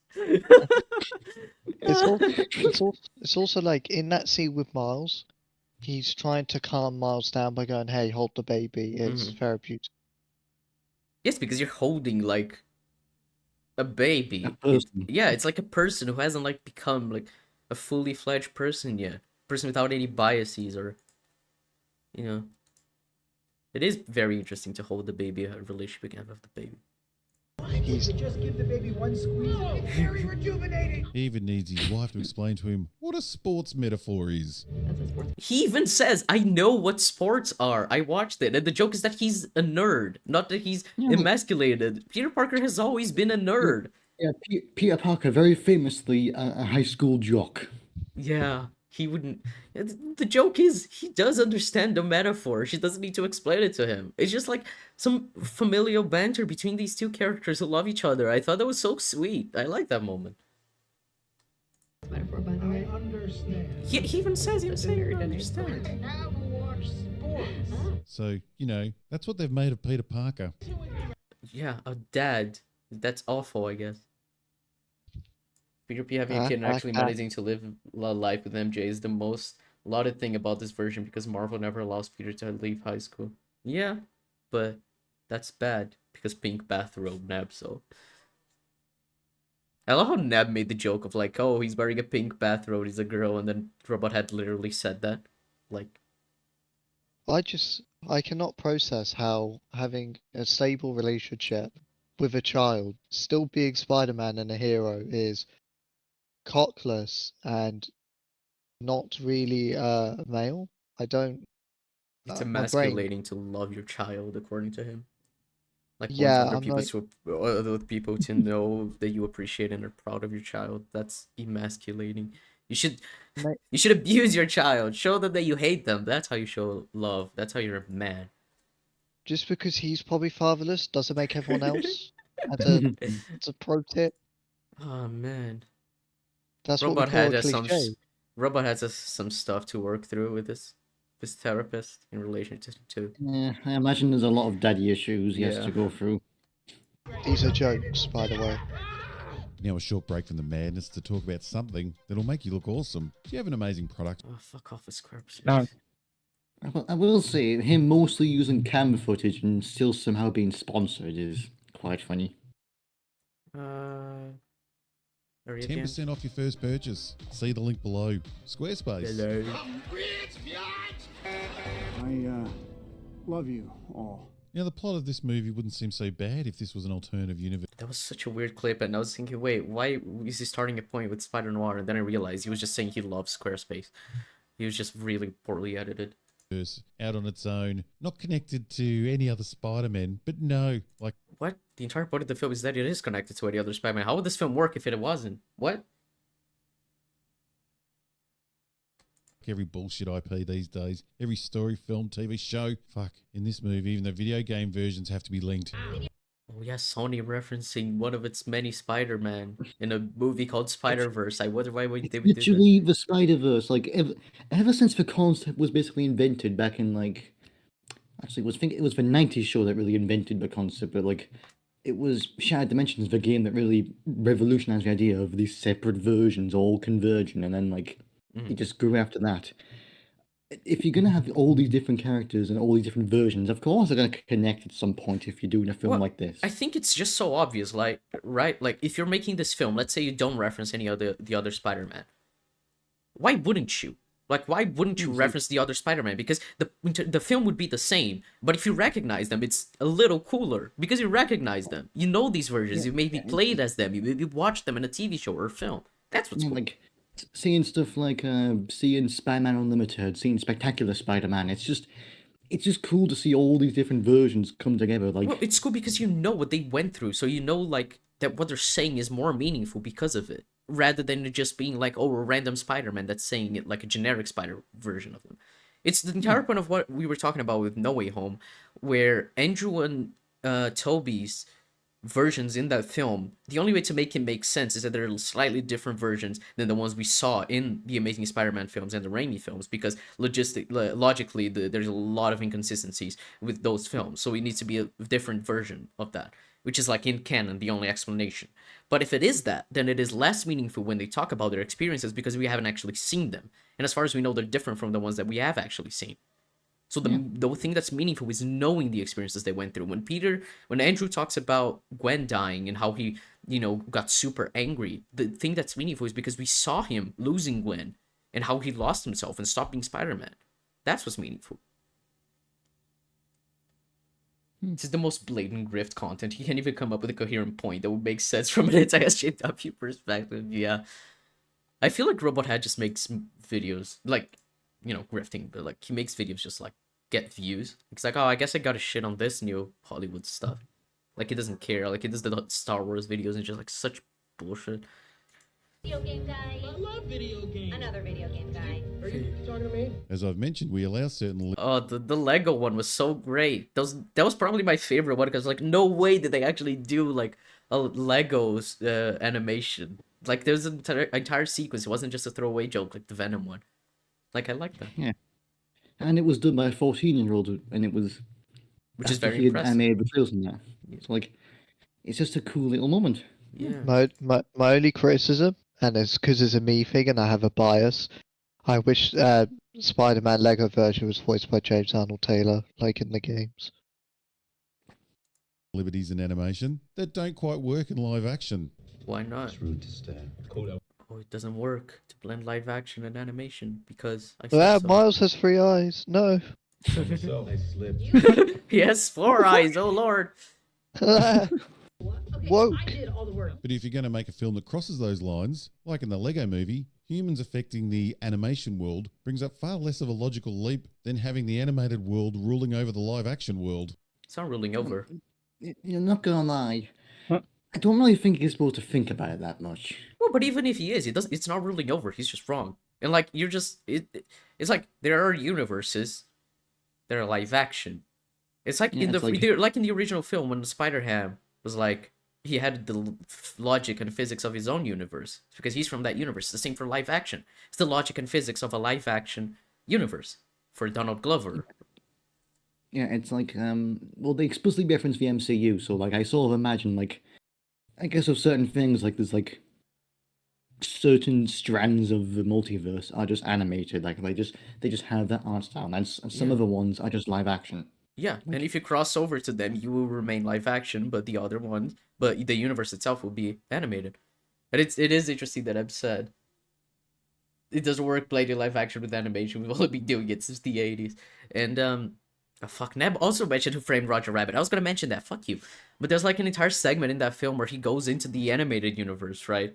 And it's like he is live action, but the universe itself in that is animated. Other than obviously the animated characters being in the live action universe. It's the same logic here. They just retain the logic of the physics of their animation style. If it's live action, it's live action. If it's not, it's not. They are the canon. Chapters that are a part of every Spider story every time.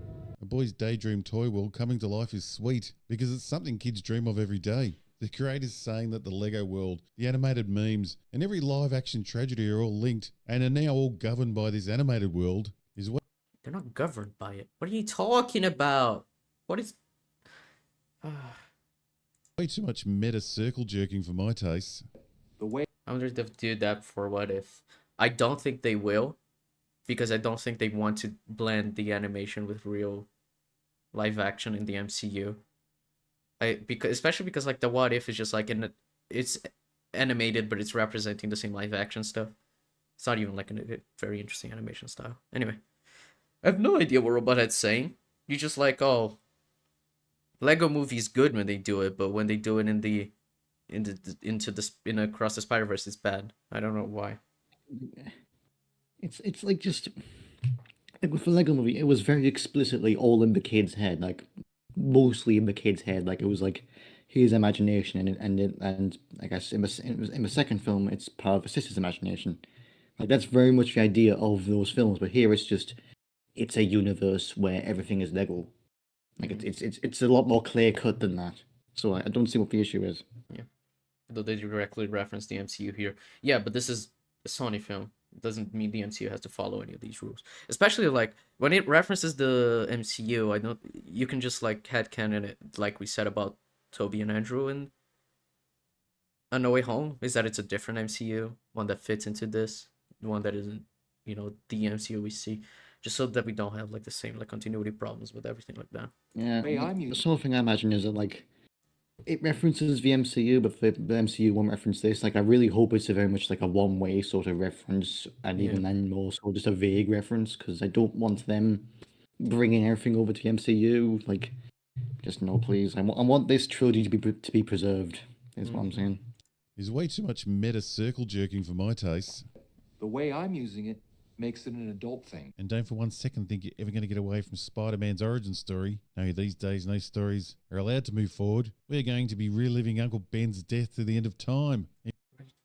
What? Hence why we haven't seen Uncle Ben's death in a solo film since 11 years. 2012? Yeah, 11 years. 2012, yeah. Like it's mentioned here because obviously it has to, because talking about the canon, it's like the one baseline universal thing for most of them. Yeah. So like of course it's going to be mentioned. It's like doing the Lego Batman film and not mentioning how his parents were killed. Like you got to do it. Yeah. Michael, they showed the MCU they didn't show the MCU Prowler. They showed Donald Glover as Prowler. We don't know that Aaron becomes the Prowler in the MCU because we haven't seen him since Homecoming. And it's mostly just a reference because of Donald Glover inspiring Miles Morales as a character. Yeah, I don't think they said it is the MCU one, because I think part of why Donald Glover did it was just a one-time thing. So it isn't the MCU one. It's just one that happens to look like Donald Glover. Yeah. And the Loki time travel tree, we can easily just go. They're just using similar animations. That's basically it. They can for one, like it's the sort of thing where like they don't really 100% know everything, so it's just a stylistic interpretation of how they picture it. It's also, he's saying like reliving the Uncle Ben death. Uncle Ben's death is very important because it's a marker for Spider-Man's origin story. It's what makes him realize that he should use his powers with responsibility. Yeah, it's been part of the comics, been part of the character since the beginning, so of course it kind of needs to be there in some form or another. Yeah, it's a huge trauma for Peter. Like, it is traumatic. He is going to be reliving it, and he's going to be thinking about his uncle all the time. I mean, he isn't in the MCU, but you get the point. We're going to be reliving Uncle Ben's death to the end of time. If you think that's bad, well, treading the same ground over and over would be bad enough, but no. If you say Across the Spider-Verse is retreading the same ground, I'm afraid you have no idea what that means. It's like the least retreading ground film I've ever seen. It's like so unique and different, doing different things. Like, what a weird fucking... What? The reference to Uncle Ben are very understated in this movie. Even they focus more on Captain Stacy, but Uncle Ben is an easy, well-known touchstone for Spider-Man tragedy. Yeah, it says it's one of the canon events, but the police captain that's friends with Spider-Man one is a one that they focus more on because he saves Captain Singh, and then his father is going to become captain, and Gwen's father is a captain. So we have to raise the stakes on repeating these deaths in the Spider-Man universe, because a loved one's death is no longer a sad random act that makes our newly created web-slinger grow into the hero they should be. No, those deaths are now lifted to a higher purpose and have to happen Oh, he's missing the point. How fun. He's missing the point that these characters are trying to think that that's what's happened, when in fact these deaths don't need to happen. They don't have a higher purpose. Yeah, like the film sort of like, again, this will probably happen like beyond the Spider-Verse, but Yeah. it's entirely possible they'll turn out they're not actually connected or like they're not actually needed. Like, Yeah, it doesn't need to.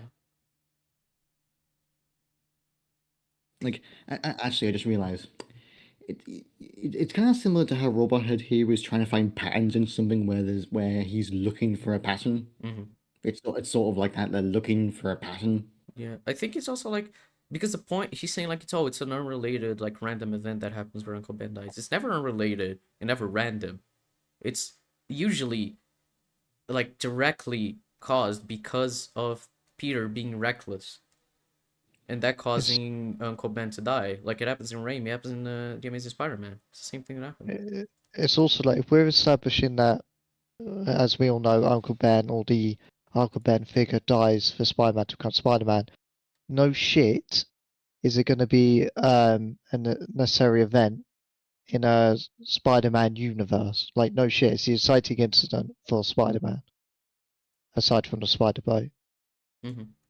It's like being mad that every fucking Spider-Man universe has the Spider-Boat or a variation. Yeah. So yeah, no shit. Like it's a fundamental piece of foundation to tell a Spider-Man story. So like getting mad at it for doing it is like well, I talk about this in my Batman video because like retelling the origin story over and over again can get a little bit annoying sometimes. That's just it's just how it is, seeing the same story told over. But it kind of needs to be told to tell that character. So like you can get creative with it. Like Yeah, the way that's creative here is just by doing meta commentary on how important it is and how necessary it is to like be that character, and kind of like in a way being like, are you sure that that's actually necessary? Because Miles is the one that's kind of breaking out of that, being like, it's not necessary. I can still be Spider-Man and be a different character from that and not like retreading the same beat. Just really interesting and very meta. Someone asked the thing about the spider in the universe. We talked about it earlier, but it's basically that it could be because of the Spot messing up Mumbattan and not because of the canon event being disrupted. We don't actually know which of the two caused that, because we don't actually know if Miguel was right, completely right, or completely right, half right, or just outright wrong. So yeah. Yeah, the point is, it's all vague right now, and there's the biggest piece of evidence that contradicts his narrative is when Dad chose not to become a captain. I disagree with that one. I don't care. Okay. Chose not to become captain, and the dimension, as far as we're aware, seems fine. The canon event is meant to be that he dies as a captain, according to the film, as an eventuality, or that's the expectation. So people have cited that, for example, as a contradiction to his narrative. I disagree with that one, but whatever. Because talking about those deaths forever is easier than creating a new story. All those. Yeah, this story is so different. It's entirely about Miles creating his new story separate from the other Spider-Man. You're saying that they're not creating a new story. Are you... Did he not watch the film? The entire point is that they're reiterating that this needs to happen. That's foundational. That Miles is basically doing his own thing. Like it's in the lines. Nah, I'ma do my own thing. Is basically emblematic for the whole film. Yeah. Those deaths are now important because now they're all pre-written canon, and you know canon confirmation is super important if you're on Twitter, because in the real world no one gives a shit. Oh my god, he's seeing the film as if it's like confirming these things and not completely challenging that point of view. I feel like he's trying to tackle like Spider-Man Twitter Spider-Man comic Twitter sort of talking points, like the nature of canon and keeping to the canon, that sort of thing, but like he doesn't understand why they're talking points. Yeah, he doesn't understand that the film's criticizing that view of everything needed to be set in stone and canon. Like, the film is challenging that. Like, I think Jeb is right when saying that the robot head is autistic, because he's taking the film so at face value and literally, and that's not what you're supposed to do. shit if something is labelled as canon. And if you don't know, canon is the studio or creators agreed upon events that happen in any IP's universe. Bullshit. Yes, I prefer good stories and original ideas, but to the true diehard fans, canon means everything. Protect me. So if you Thankfully, the film is not actually talking about that and confirming it as an important thing. Oh, whatever. Just saying words because he knows he has to call this thing woke to get the people to eat this shit up to watch it so that he can get paid. That's literally it. It seems like it. It seems like he's just like he read a synopsis of the film, or like he read the plot summary on Wikipedia and is going off that. If you preferred it when Spider-Man was your friendly neighborhood hero over the universe-crushing godlike heroes and villains we're getting these days, well, you're completely out of luck. The entire point is that he wants to save his dad. How is that not relatable when down to earth? This isn't him tackling some Galactus level god sort of thing. It's him. The biggest sort of antagonist is Miguel, and even then the biggest conflict is just either I want to save my dad Yeah, like or Spot may be like a universe ending thing, but it's still not like Spider-Man has like the insane power he's talking about. It's the villain has. It's not even the central conflict. That's more or less just set up for the next film. So like it isn't really an issue with this film. But even then, I think it's silly to call it an issue. Like I said, I hate this revisionism that Spider-Man is only ever a friendly neighborhood Spider-Man. That's never been true. What makes Spider-Man so relatable isn't that aspect, it's the fact that, as you've both alluded to, Spider-Man at the heart of it always has a relatable choice, and he's always have to make the tough decisions. So like he has to try and choose between a multiverse and his dad, and he wants to do both, and that's going to become a huge conflict in the next film. It's these elements that we can relate to despite stakes that we're never going to experience in our life.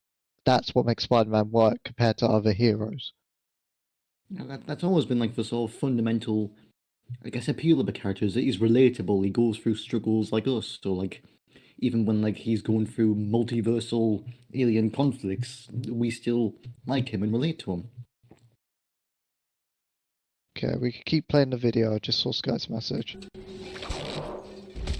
Spider-Man in this film isn't just godlike, he now is a god, and not in some over-the-top way of describing his powers. Powers, I might add, that constantly change to fit in with the limited imagination of the writers. Okay, so firstly, his powers have not changed at all. They establish why that power exists by him saying I'm being experimented something. A year has passed. I could buy Miles learning a new power.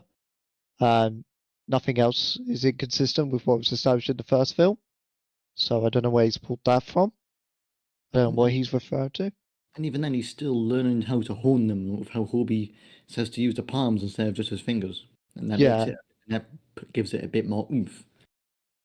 And it's that's a good point as well, Neb. Like he's complaining about canon, so. But also, like, Spider-Man isn't really a god in this, and it definitely does have godlike powers. That's why the society is so dysfunctional, because they're generally not gods, and they don't try to be either. They're just trying to do the right thing. So I don't see this either. I think he's misplacing mythos for godlyhood. Yeah, Spider-Man isn't trying to remove any ounce of free will and such to control everything. In fact, it's oddly the opposite. They're just trying to eliminate the anomalies and just let the universes exist as they normally would on their own terms. I'm back. You missed Robot Head claiming that Miles' powers changes at the whim of the writer, even though there's only one new established power. Yeah, and it's based off of adaptation. It's not really changing. They're just adapting his powers onto it, right? Yeah, and a year has passed between the first and the second film, and he only gets one new power. Yeah, it's not really changing. He just learns a new power. Spider-Men's, women's, and whatever else they want to make a Spider-Man in this film are gods in the classical sense. No, they're not. No, they're not. Very much not is kind of the point, that they can't really control the universe like they want to. again, mistaking mythos for godlyhood.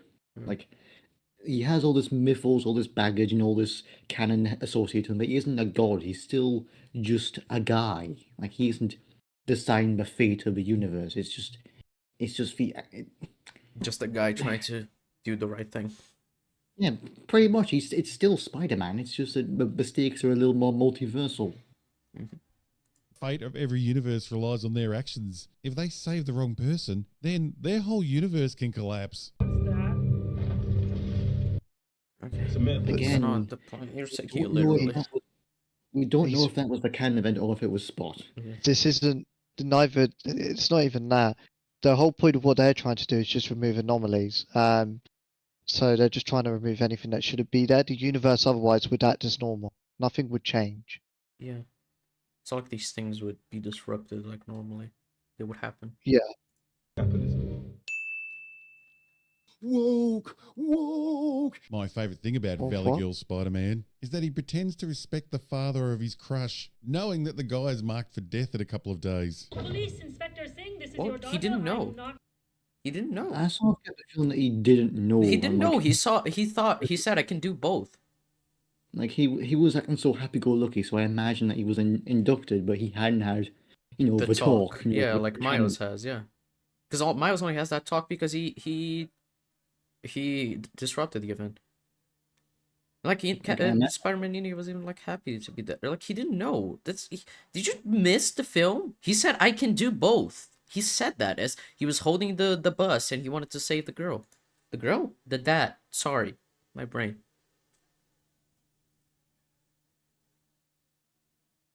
Or maybe he didn't know, but he was planning to go against it. That's also a fair thing. If he thought he could do both, even if he knew. Either way, like. That's why Valley Girl Spider-Man's so cheery all the time. Once the police captain dies in the planned canon death, our young hero here will be free to bang away his girlfriend. Oh my god, I hate you. These are teenagers. Stop. Shut up. His heart's content. Inspector Singh's death was a canon event. You weren't supposed to save him. That's why Gwen tried to stop you. Every single man, woman, and child across the planet will die if Spider-Man dares strays out of the pre-written story and... Oh my god, stop! Again, stop taking it seriously, literally. We don't know if he's right. Again, it's very ambiguous. Yeah, he's saying it as if the film is like stating it as fact. When it sides with Miles saying that's not the way it is supposed to be. Even on the first view, and me, who can fuck stuff up a lot. Even I could understand that, like, the film was sort of implying, at least, that Miguel might have got a lot of stuff wrong, and hence why I didn't really go into his backstory and left out a lot of details. Like, it's very much pointing to at least that he was a bit wrong. Saves the wrong person. Which means the spider things, well, they are fucking just things now, because even a car's one. The spider things are... The car is indeed a car. You are correct. I did no idea what you said. The car is a thing. Is he saying that because... Oh, now I get his point. Okay. He's saying they're not spider people, they're spider things because things are included. Okay. Very progressive, Robot Head. I'm proud of you. Gods, but they're low-level gods, because for this story to work, there has to be an all-powerful controlling god that is writing the script that has to be followed. It's not right. That doesn't need to be a god, a deity. It can just be the universe itself and how its rules work. You do know that, right?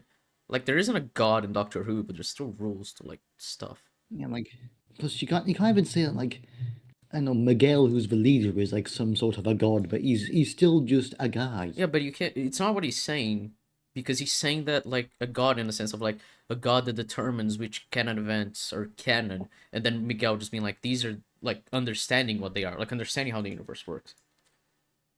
I'm confused.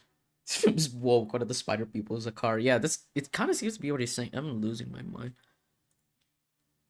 And if this god's script isn't followed, then death to millions of men, women, and children. Ah, I love a happy hero story.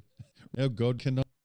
This isn't a happy story, no. I mean, it's a Spider-Man story. It kind of isn't always happy. Yeah, like Spider-Man 2 isn't a happy Spider-Man story either. That's the thing with Spider-Man is it never goes his way and people die and he loses loved ones. It's like, what? It's like the superhero stories often aren't happy. They just usually have the hero winning at the end. This one didn't because it's a part 1. Not exist in this multiverse. Free will doesn't exist. Even God in our world Whatever. let's try and cure cancer or maybe save someone from dying, but not the Spider God. The Spider God Stop saying that as if it's confirmed that there's a deity in this universe. What? rules all, and if one of his chosen ones steps slightly out of line, we all die for the sin of non-sacrifice. So pray the right people get killed. Hey, it's a good film. You are the reason I'm alive, Jesus. I just love you. Everyone on the planet is the support. I'm so lost. Yeah, I do not understand what that joke was. Yeah, he's trying to like equate, like he's saying there is definitely a deity, therefore we need to obey that god, otherwise he's gonna destroy our universe, and by the logic of this film. Supporting cast of Spider-Man and his existence. You have a choice between saving one person and saving an entire world, every world. Is every death, rescue, or capture part of the canon? Or is it just one death for each universe over the full history of that universe? He's just repeating the Save same my dad. bad point. What? Call an ambulance! Someone call an ambulance! What are you talking about? I have no idea what he's saying. What's going on? I have no idea. I clocked out 15 seconds. I'll come back to The this. Spider-Bot that started the Spider-Man story is now no random coincidence. That bot. Yeah. It's so done. Because yes, it was contrived by the writers to be like, let's adapt this. It's Spider-Man, it's Peter Parker becoming Spider-Man. It's Miles Morales becoming Spider-Man. Spider-Gwen becoming, it's Gwen Stacy becoming Spider-Woman. It's so silly. It's just a meta commentary. It was pre-written by Spider-God. So at a certain time in man's existence, a particular death can happen to save... Do you think fixed points only apply to spider people, even though the whole point of spider people is that they're anyone? I don't know. It's because they call it the Spider-Verse, right? But... mankind. You have a choice between saving one person and saving an entire world, every world. I've heard a similar story somewhere before. Oh my god! I'm losing my mind! What is he saying? One man He's going a little too hard on the whole Jesus God deity thing. Like save mankind. We got the point the first time, although it wasn't really a point because I don't understand what you're fucking saying. Yeah, it's because he's assuming something that's just not at all in the film. The police captain's in the Spider-Man story, and now Jesus and Spider-Man now. Wow. Now has to be Judas. What? See, not so bad, watch your up. Yeah, I also remember Monty Python. I have no commentary for this. I am very sorry, chat. I know you come here for our commentary on these videos, but what can you say about this? This is like a fever dream.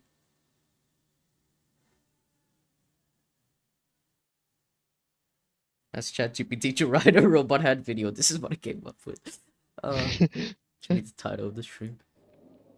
And if Peter Parker was your all-time favourite hero, think again. He is part of the Spider Police Force, whose main mission is to make sure the right people die. All the...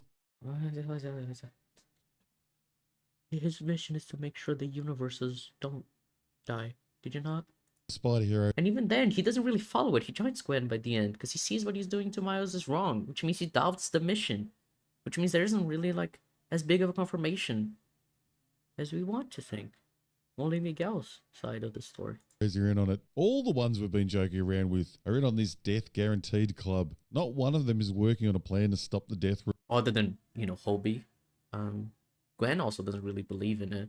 There's also, what's the girl? The hologram avatar girl? She also doesn't fully believe in it. Spider-Bite. Yeah, she also doesn't fully believe in it. There's obviously Spider-Ham who ends up joining Gwen. Spider-Noir. Spider-Noir probably would, because like he'd probably be like Hobie and be very much against the authority of... Yeah, he joins them at the end, so it's like whatever. It's so silly. He's just silly. Robot Head is a silly, silly man. Rule. I mean, the setup to guarantee the right people die is amazing. Spider Society. It's a... Why did you not use the clip from the trailer? That is good quality. Actually surprising that in the time between films they worked out the whole canon system and understood it. Where the lines converge? They are the canon. Chapters that are a part of every it's not spider hard to story understand. every time. I mean, you think it would take generations to work out that pattern. Linking... What? No. What? There are generations. What are you talking about? There are multiple universes. That's the pattern. And you notice that all of them follow certain events. He did notice a pattern. He showed like hundreds of universes, hundreds of spider people with their dead uncles and best friends or whatever. He built an AI to detect these things as well, a self-learning AI. Oh yeah, that's true. He also built an AI. A self-learning AI from the future. Yeah, So, like, and he's that's saying pretty that advanced. this happened between films, as if it couldn't have happened like before the first film, because this probably has been going on for a while, right? That's what I assumed, at least. A whole universe's collapse back to one individual not dying on a certain day? That's some Stephen Hawking's thinking. Wrong again. But our main antagonist here figured out controlled universe skipping travel. Well, his sidekick did. Oh, here we go.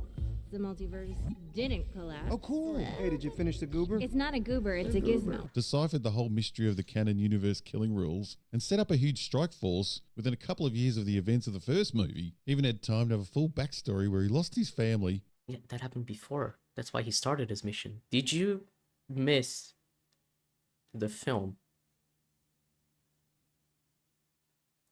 Actually, they just asked ChatGPT to write a robot had video just be more reasonable, making more sense than this. That was amazing. Found a planet that had an exact copy family and replaced his doppelganger when he died. You think that backstory alone would have taken a couple of years? Bullshit, It did! bullshit. It happened before he started his mission! Right? Am I losing my mind here? But who knows? Hopefully time in this film is like an Interstellar and moves differently the further you are away from home. I want to see Miles return home and his mum is now 93 and his dad is long dead as decades What is happening? have passed while he's been away. But if that's not the case, how did this guy get so much done in just a few years? And to be totally fair, the universe skipping tech must be incredibly easy to make. Spider-Punk just starts making his own version. He had one. He just replicated the technology. Are you okay? He was seen stealing parts throughout the film, probably parts needed that was at least similar enough to the one he already had. Yeah, we So, like, saw it's him. not. Yeah, It's not such a leap. probably good with technology. He had a device already that told that he could have just replicated with whatever technology he could find. You're traveling for the first time as a post-credit scene for the first movie. Oh, so that's why he's saying it only happened within a couple years, right? Because the post-credit scene, and then when this film happened is Yeah. when all of it happened. Okay, now I get it. So at the end of the first film, he creates multiverse travel. Is it confirmed when in the timeline that is? I imagine it is confirmed to be after the events of the first film, right? Yeah, like they acknowledge that everything with the collider and that happened. You know, the multiverse almost died, but it didn't. Like, and then he's given the watch. Like, so it's at least a little bit afterwards. I'd say maybe like a few days after. Sure. So he had a year to... So if that was the first time, that was when he looked to find another universe where he could be with his family, right? With his daughter. And that probably imploded pretty fast. And he definitely traveled to other universes with other Spider-Man before then. And that's when he started building it. He's saying like this would take a couple years. I don't know why he thinks that. Like, yeah, I think in a year it makes sense. And like Peter was in that flashback, so I imagine that he probably had like a little squad of spider people on the go to begin with, and then everything in his universe happens, and then he works on stopping the anomalies and keeping the canon together. Yeah. Great That's sort Spider of how I see it. Society because of Miles and you. Oh yeah, partly, yeah, because he was the original and only. That is true. But anyway, yeah, it would be within the year. It just makes sense. And people are confused, how can you get it done in a year given how fast Spider Society is? I made this point in the server. Once you start adding more and more Spider-Men, they're all working towards a common goal. You have more people, it takes quicker to do everything, and you have all their technology and all their resources. It becomes very easy at that point. Yeah, I mean, Spider-Bite is just from another universe, and she was very helpful in terms of technology and everything. Like, he already had all the resources anyway in that huge building. That was already there. He's just repurposed it. It's timeless. It's all time travel. You could argue that it is timeless because of different universes and their relation to time. Yeah, because anyway. he's not from the universe 29. He's like, it's just his time. So for all we know, it could be like he could have gone back like a year, or it could have been like a year or so for him, but different for everyone else. I mean, Gwen travelled back a week by accident. In the first so film, yeah, that's what I was thinking too. So the relation to time is a bit different. Anyway. Sort of makes that big spider weaving webs to send people through time all look a bit over the top, like it's not really needed at all. What? Wait, what? Okay, hold on. Why is it not necessary? Rewind. I have no idea what it's talking about. Really easy to make. Spider-Punk just starts making his own version. It sort of makes that big spider weaving webs to send people through. Oh, because it's easy to make the device. As if you can just give a device that lets you travel anywhere to a villain and just send them there. And like, the entire point is that it scans their universe and then sends them there. They need to scan it anyway. And if it sends them there, let's say they revoke access once they are in their original universe. Firstly, they would have now the technology on their arm to recreate it, which is stupid to leave them with that. Secondly, you'd just be wasting resources by giving them that. A spider seemingly can do it without like wasting resources. Just like again, just trusting like all these different villains and probably even different just random people with these watchers, like that would just cause even more chaos. Also, a very good point in chat that Spider-Punk recreating the multiversal traveler bracelet. It's much easier to do something you know is possible as opposed to inventing it for the first time. Yeah, it's reverse engineering. Time all look a bit over the top, like it's not really needed at all.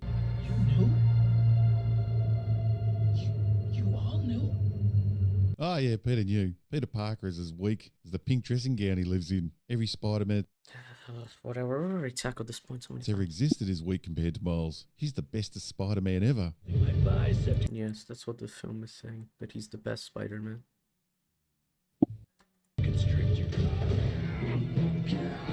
Why is he not only stronger, but also morally superior to every other Spider-Man? He's not stronger, he just uses powers smartly. And not really morally superior. He's doing the thing that all the other Spider-Man would have done in his place. But because they are past their trauma by this point, they're trying to find some meaning behind that trauma. He's not stronger or more moral. They're just missing the point. Again and again and again and again. I hate the main character being the main character, yeah. Robot head. Man that's ever existed. Even better than the original creation. We know it's hard. But it's the truth, Miles. TV show standing in for that isn't the TV show standing in for the original creation. What? There's so many other Peters there. Why is this the stand in for the original creation? Because that's what Hollywood does. It turns original characters into losers, so their new improved version can be so much better. Nah, I'm gonna do my own thing. Across the Spider-Verse makes Peter Parker an absolute ballless dropkick, who only gets to help in the end because Gwen Stacy comes to get him. And yeah, he only helps because someone asks for his help. How bad of it to do? What is even this point? Spectacular Spider-Man is supposed to be standing for classic Spider-Man because I have decided that is the case. Yeah. And he's dumb enough to take his baby. You break enough cannon, save enough captains, and we could lose everything. Wouldn't all the Spider-Men, women, and things jumping universes be massive cannon breaks? Or is this evil Spider God only Did you not understand the film? The cannon breaks is the canon events, you silly.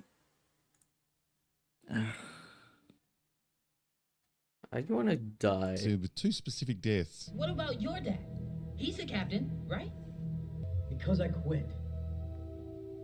That means you are made of stupid. This huge setup, thousands of spider brains working together to protect the all-important cannon while people die. And Gwen's dad just saves himself by resigning from his job.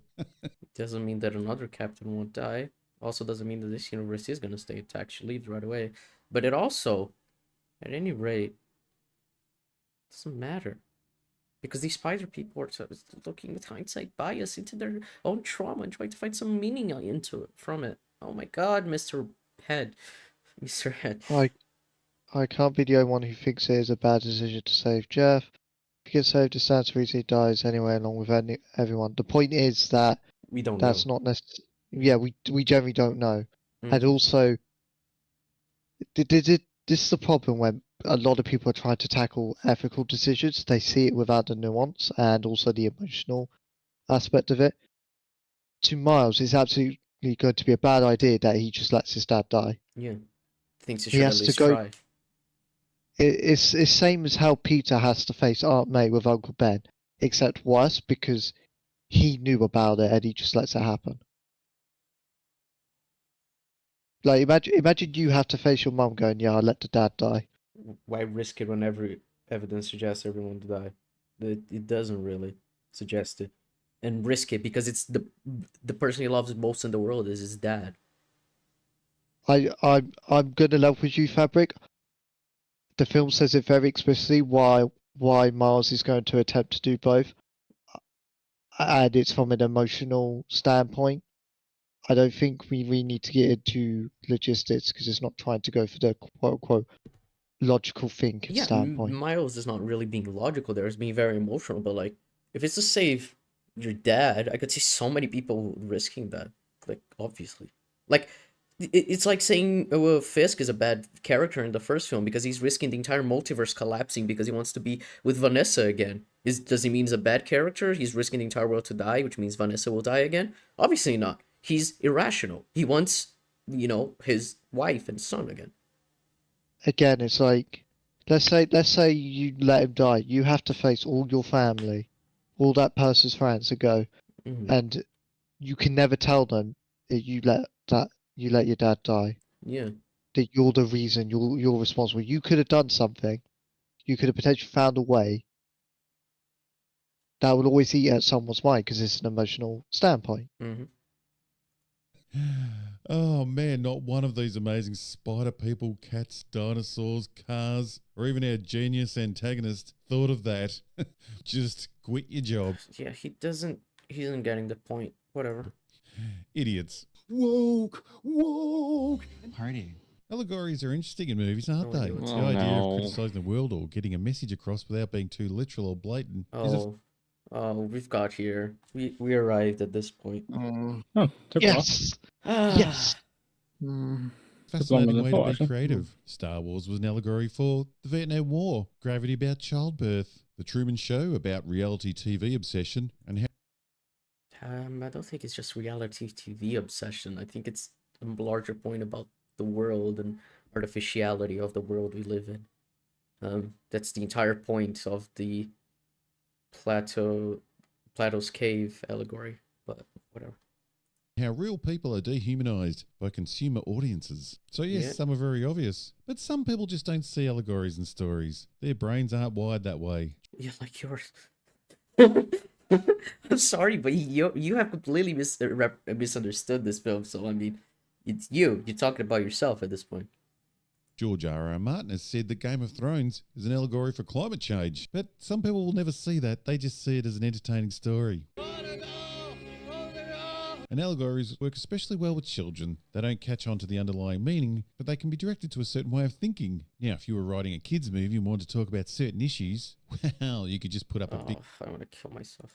sign in your film that's blatantly put directly with the "oh, go" and make sure it's up long enough for the kiddies to read. But it literally is like for a second. I did not. I knew. Hold on. I knew that shot was in the film because when it was in the trailer, everyone pointed it out. When I watched the film for the first time, I was looking for it and I did not find it. When I rewatched the film, I saw it on my second watch. I knew it was in the film when I first watched it and I could not find it looking for it. It is blink and you miss it. You cannot say it's long up there long enough for the kids to notice. Most people won't notice. I'm sure that 99.9% of the people who watched the film with me both times in the theater did not notice it. Stupid point. And like even me, I think I'm fairly certain I was just barely able to catch it, and I was actively looking for it. Yeah. Like it's because you don't know exactly when in the scene it's going to be. So you're looking, oh, when is it going to be when she looks down and you see in the background? And you change the focus of the shot. You're not really looking at the background.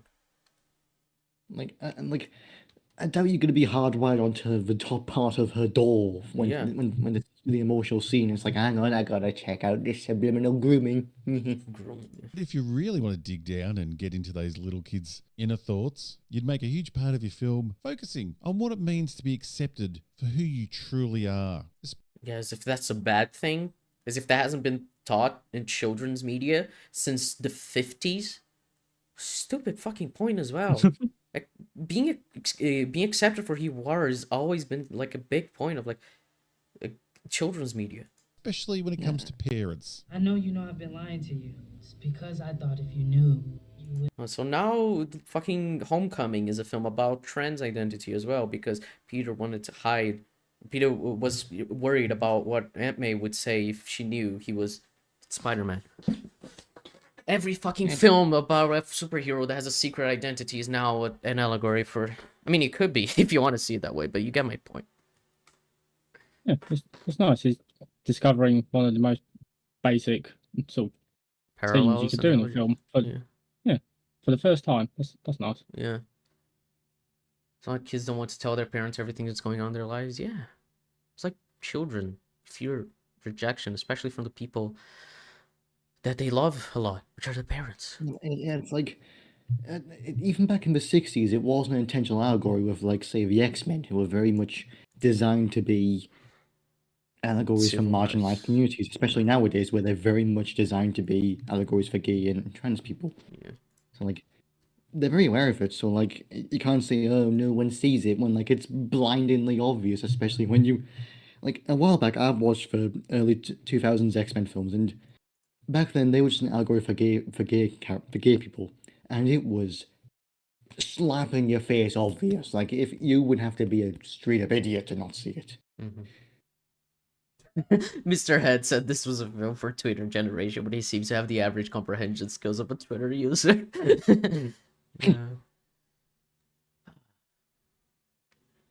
I've been lying to you. It's because I thought if you knew, you wouldn't love me the same.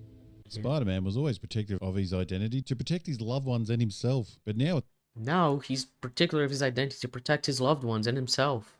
That's very different. So true. Like, she's protecting her identity to protect her from the fear of rejection from her dad because he thinks she killed Peter Parker. It's also to protect her dad from being hurt from the fact that she has been lying to him for years and years since she has been Spider-Woman, lying to him about the cause of her best friend's death. Like, lying to him about the fact that she's the #1, like, wanted person by the police. And her dad is a police officer. I wonder why this would be protecting her loved ones and herself. Like, it's the same thing. You're just mad because people are taking this as a trans allegory. Which I don't, but I know people do. So why are you mad? It has always been very easy to take these scenes as a coming out allegory. Every time, in every type of media. It's like Tinan was saying. Yeah, like, well, I guess personally for me, like, I was originally going to use this film to come out to my family, because, like, I heard about the allegory, but, like, I didn't see all the evidence, so I was like, I'll wait until the actual film comes out, and, like, unfortunately, due to personal reasons, I couldn't. Very bad timing now. I've explained it on Twitter, but, like, when I saw it in the film, I wasn't, like, I saw it, I felt it, like, I really felt it, so, like, it is all down to personal experience, and, like, and even if you don't see it, there's no harm in people saying it. There's no harm in people imagining her as a trans character. There's no harm. Like, it is not hurting anyone. Like, it is. Yeah. If you see her as just a powerful ally, cool. If you see her as cis, cool. I personally see her as a trans allegory at the very least, and that's fine. So I don't get why everyone's suddenly like, oh, she's very obviously cis. She's very obviously, you can't imagine her as trans. Just please go fuck yourself. Silly fucking Mr. Head. What's more about whether their families will still love them once they expose who they really are. Yeah, because you've been lying to them. Like, every Peter has had that, of being worried about telling the truth. Because he's been lying and hiding an entire part of his life and showing to that person, like, I have been putting myself in danger. Like, that's the entire thing with with Aunt May in Homecoming, right? That Peter doesn't want her to worry because he's been putting himself in danger and he doesn't want her to be like worried that he almost died. And then she finds out at the end and Far From Home doesn't care because, you know, MCU. But you got the point. I don't think Peter Parker was ever questioning his family's love. What do you want to tell me? You gotta promise nothing. Never. I just mentioned this moment where he did, so fuck you, bitch. Didn't he?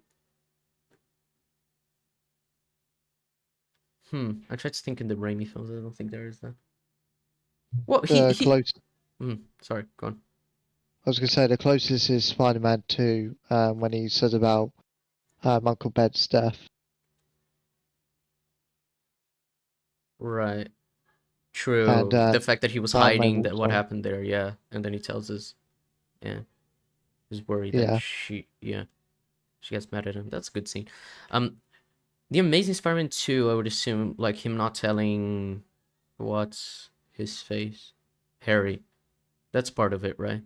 The fact that he's hiding it, that he's the person who didn't want to help him, even though he wants to help him. But you know, there's their entire thing. So he's wrong. That is actually something that happens in TASM 2 as well. Can you please stop watching this asshole? Don't you get any more viewing time from this? We're watching from what together, so it doesn't count nearly as much, especially because it's only one player for 4 people. But also the video is almost over, so at this point we'll just finish it. It's gonna change. Papa, I will always love you. You gotta promise. This film wants to really drill home that your parents need to accept your true self, no questions asked. Yes, that is true. They should accept your true self, no questions asked. That is a good message for the film to pass. Yeah. Are you saying that if your child comes out as trans, you should just not accept them and kick them to the curb or something?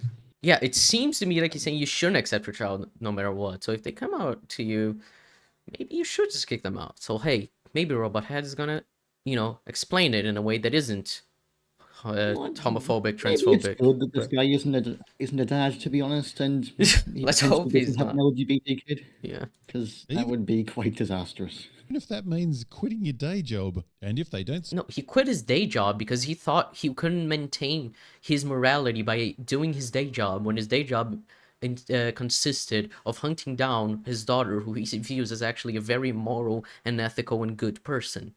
That's why he quit his day job. It's not to accept his daughter, because he could have still been a police officer and accepted his daughter, but it's a show of how he wants to follow his moral code in a way that is good and consistent with what he thinks is, good.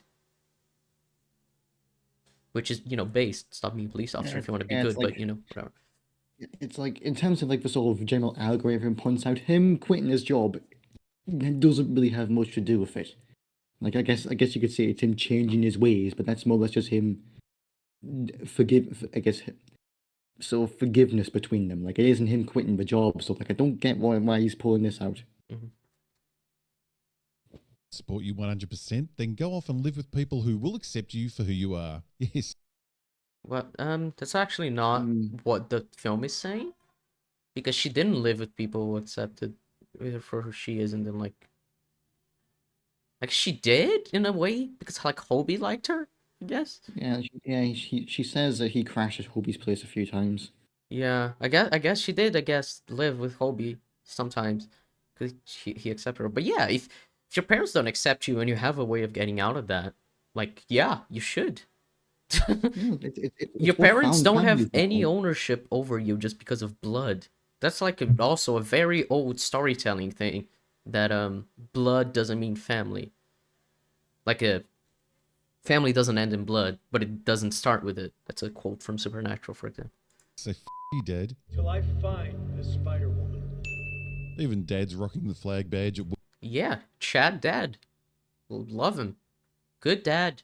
Good supporter. Good ally. Work. Yes, this film's a huge allegory for coming out. And just in case you were missing that, And they can only know half of who I am. the filmmakers lean heavily on a certain flag's color palette to make sure... Almost like it's Gwen's color palette. As much as I do love it, it is also her color scheme, which I guess it does make it a little more sort of like ambiguous in that case, but like, if you can easily just still say it is her color scheme, so like. Yeah. I think the movie should have said that Gwen should remain in a toxic environment. Yeah, that's what. Robot head. The kiddie's subconscious is connecting those dots. Whoa! They're not. They're just seeing a superhero revealing their identity to their dad. And sure, they the dots may be connected when they have to come out later in their life to their parents. Usually young kids aren't gonna really. And it's like, oh, the kids are connecting the dots and seeing that you should come out to your parents and you should tell them to accept you for who you are. That's bad. How? Well, for one, not gonna like, I'm pretty certain kids, like, for the most part, don't really know who trans or LGBT people are. Like, surely, like, they might have these feelings. Like, they might feel like they're born in the wrong body. Oh, yeah, but they cannot really externalize it. Yeah, but they don't know what it is. They don't know. They're not going to recognize the flag or recognize the exact language used. Yeah, so, that's like, for people who do recognize or older people who are watching. Yeah, for example, like us, like, if this is still a kids film, so like, it's, I guess you could say aimed at kids, but like, I very much identify with the language used in that scene, like, especially since, like, you know, like I said, like, I was planning to come out, but like, I couldn't because I was effectively forced back in. So like, you can see where everyone's taken from it, but like, to say like it's, oh, the kids are gonna pick up on it and they're gonna turn into the trends. It's just not accurate. That's. Well, but the thing is, he's not even saying that the film is grooming. It's only saying that kids who are LGBT should expect their parents to love them no matter what, as if that's a bad thing. He's just like, oh, it's woke. It's saying that. He's not even saying it's grooming. It's just saying, like, he's putting, like, because grooming, obviously, is a much worse thing to say, because it's like saying you're exploiting children should become something as if they can. Like, if you can make a child become trans or gay or whatever, which is completely false. But he's saying something that is, like, more far-fetched, because he's saying that, not more far-fetched, worse, because he's saying that even if your parents hate you and don't want to accept you for who you are, you should be okay with that. Like, that's insane. Like, he's saying that's what, that you should take the lesson, that you should be accepted. Yeah, it's like a hot take, but parents should love their kids. Yeah. It's, you know, the thing about parents, unconditional love is what you expect from them. Woke. Oh, and if you think the colour palette that was chosen for these scenes is just a coincidence, then I've got some lovely bridges I'd like to sell you. Who cares? And I'm not the only one that was sitting in the cinema. Did you just make a trans suicide joke? Oh, is that what that was? I was confused what you meant by bridges. Is that it? I don't know. Play it again. I'll judge. Conscious is connecting those dots. Woke. Oh, and if you think the colour palette that was chosen for these scenes is just a coincidence, then I've got some lovely bridges I'd like to sell you. Who cares? I don't know. I've no clue, no. I don't know what's going on. Yeah. The color palette can't be a coincidence, but Gwen's costume has been fine all this time. I know, right? If it isn't a coincidence, then they would have taken issue with her costume from the get-go. Whatever. Things that are blue, white, and pink are now awful, I guess. I knew I heard the idiom from somewhere. He's not. Problem is, because the context is trans, it seems that way. I've got a bridge to say use an idiom for being gullible. Oh, okay. Essentially. Okay. Oh, all right. It's just bad given the context. Yeah. Again, like the racist moment earlier, I think he should. Well, he's not gonna care anyway, so who cares? No, he probably doesn't give a shit. He'd probably be happy if you found that if a transphobic element in there. Yeah. And I'm not the only one that was sitting in the cinema reading this message loud and clear. The members of a certain group have been very excited about the message the movie was sending. Where my people at? Where my people at? Now, what do we have here? Oh, I love that he's using random clips from, like, I assume drag artists who aren't trans. Drag and trans are very different for absolutely no reason. Like, what does these clips have to do? Like, you're just like, oh, where my people at? Like, oh, the more trans people wanting to talk to each other about something they all identify with. How bad that is. What? Oh boy, that's going to go down well. Selling trash to the public has never been hard. Don't worry, I know where there's more. McDonald's. Oh, you do get plenty of views though. So after really enjoying Into the Spider-Verse, to say I was disappointed in this movie is a bloody understatement. I hated this movie. It's obnoxious, way too long. It pushes its agenda way too hard, which is a shame because a lot of these characters could have been great. A lot of the animation looked fantastic, and the voice actors did a great job. They're all just stuck in this stupid woke piece of crap. Where you can all stand around and each other off while you tilt your head backs and go, woke, woke. It's so funny to put this clip as if it isn't like completely a joke. Like him putting this clip, him always say woke, woke, as if he isn't calling the film woke. It's like he's parodying himself in this video. I'm losing my mind. Like, I don't want to keep seeing the Down syndrome guy saying woke. I'm going to be honest with you. The fuck is its agenda? Well, he said earlier that the agenda is that man bad. So We've met. Oh, that was That a was video. terrible. That was a video. Is there no outro? No. Well, that was a video. That took over 3 hours. I guess we're not gonna watch as this video as well. Oh Lord. God, that was one of the worst videos we've covered in a long time.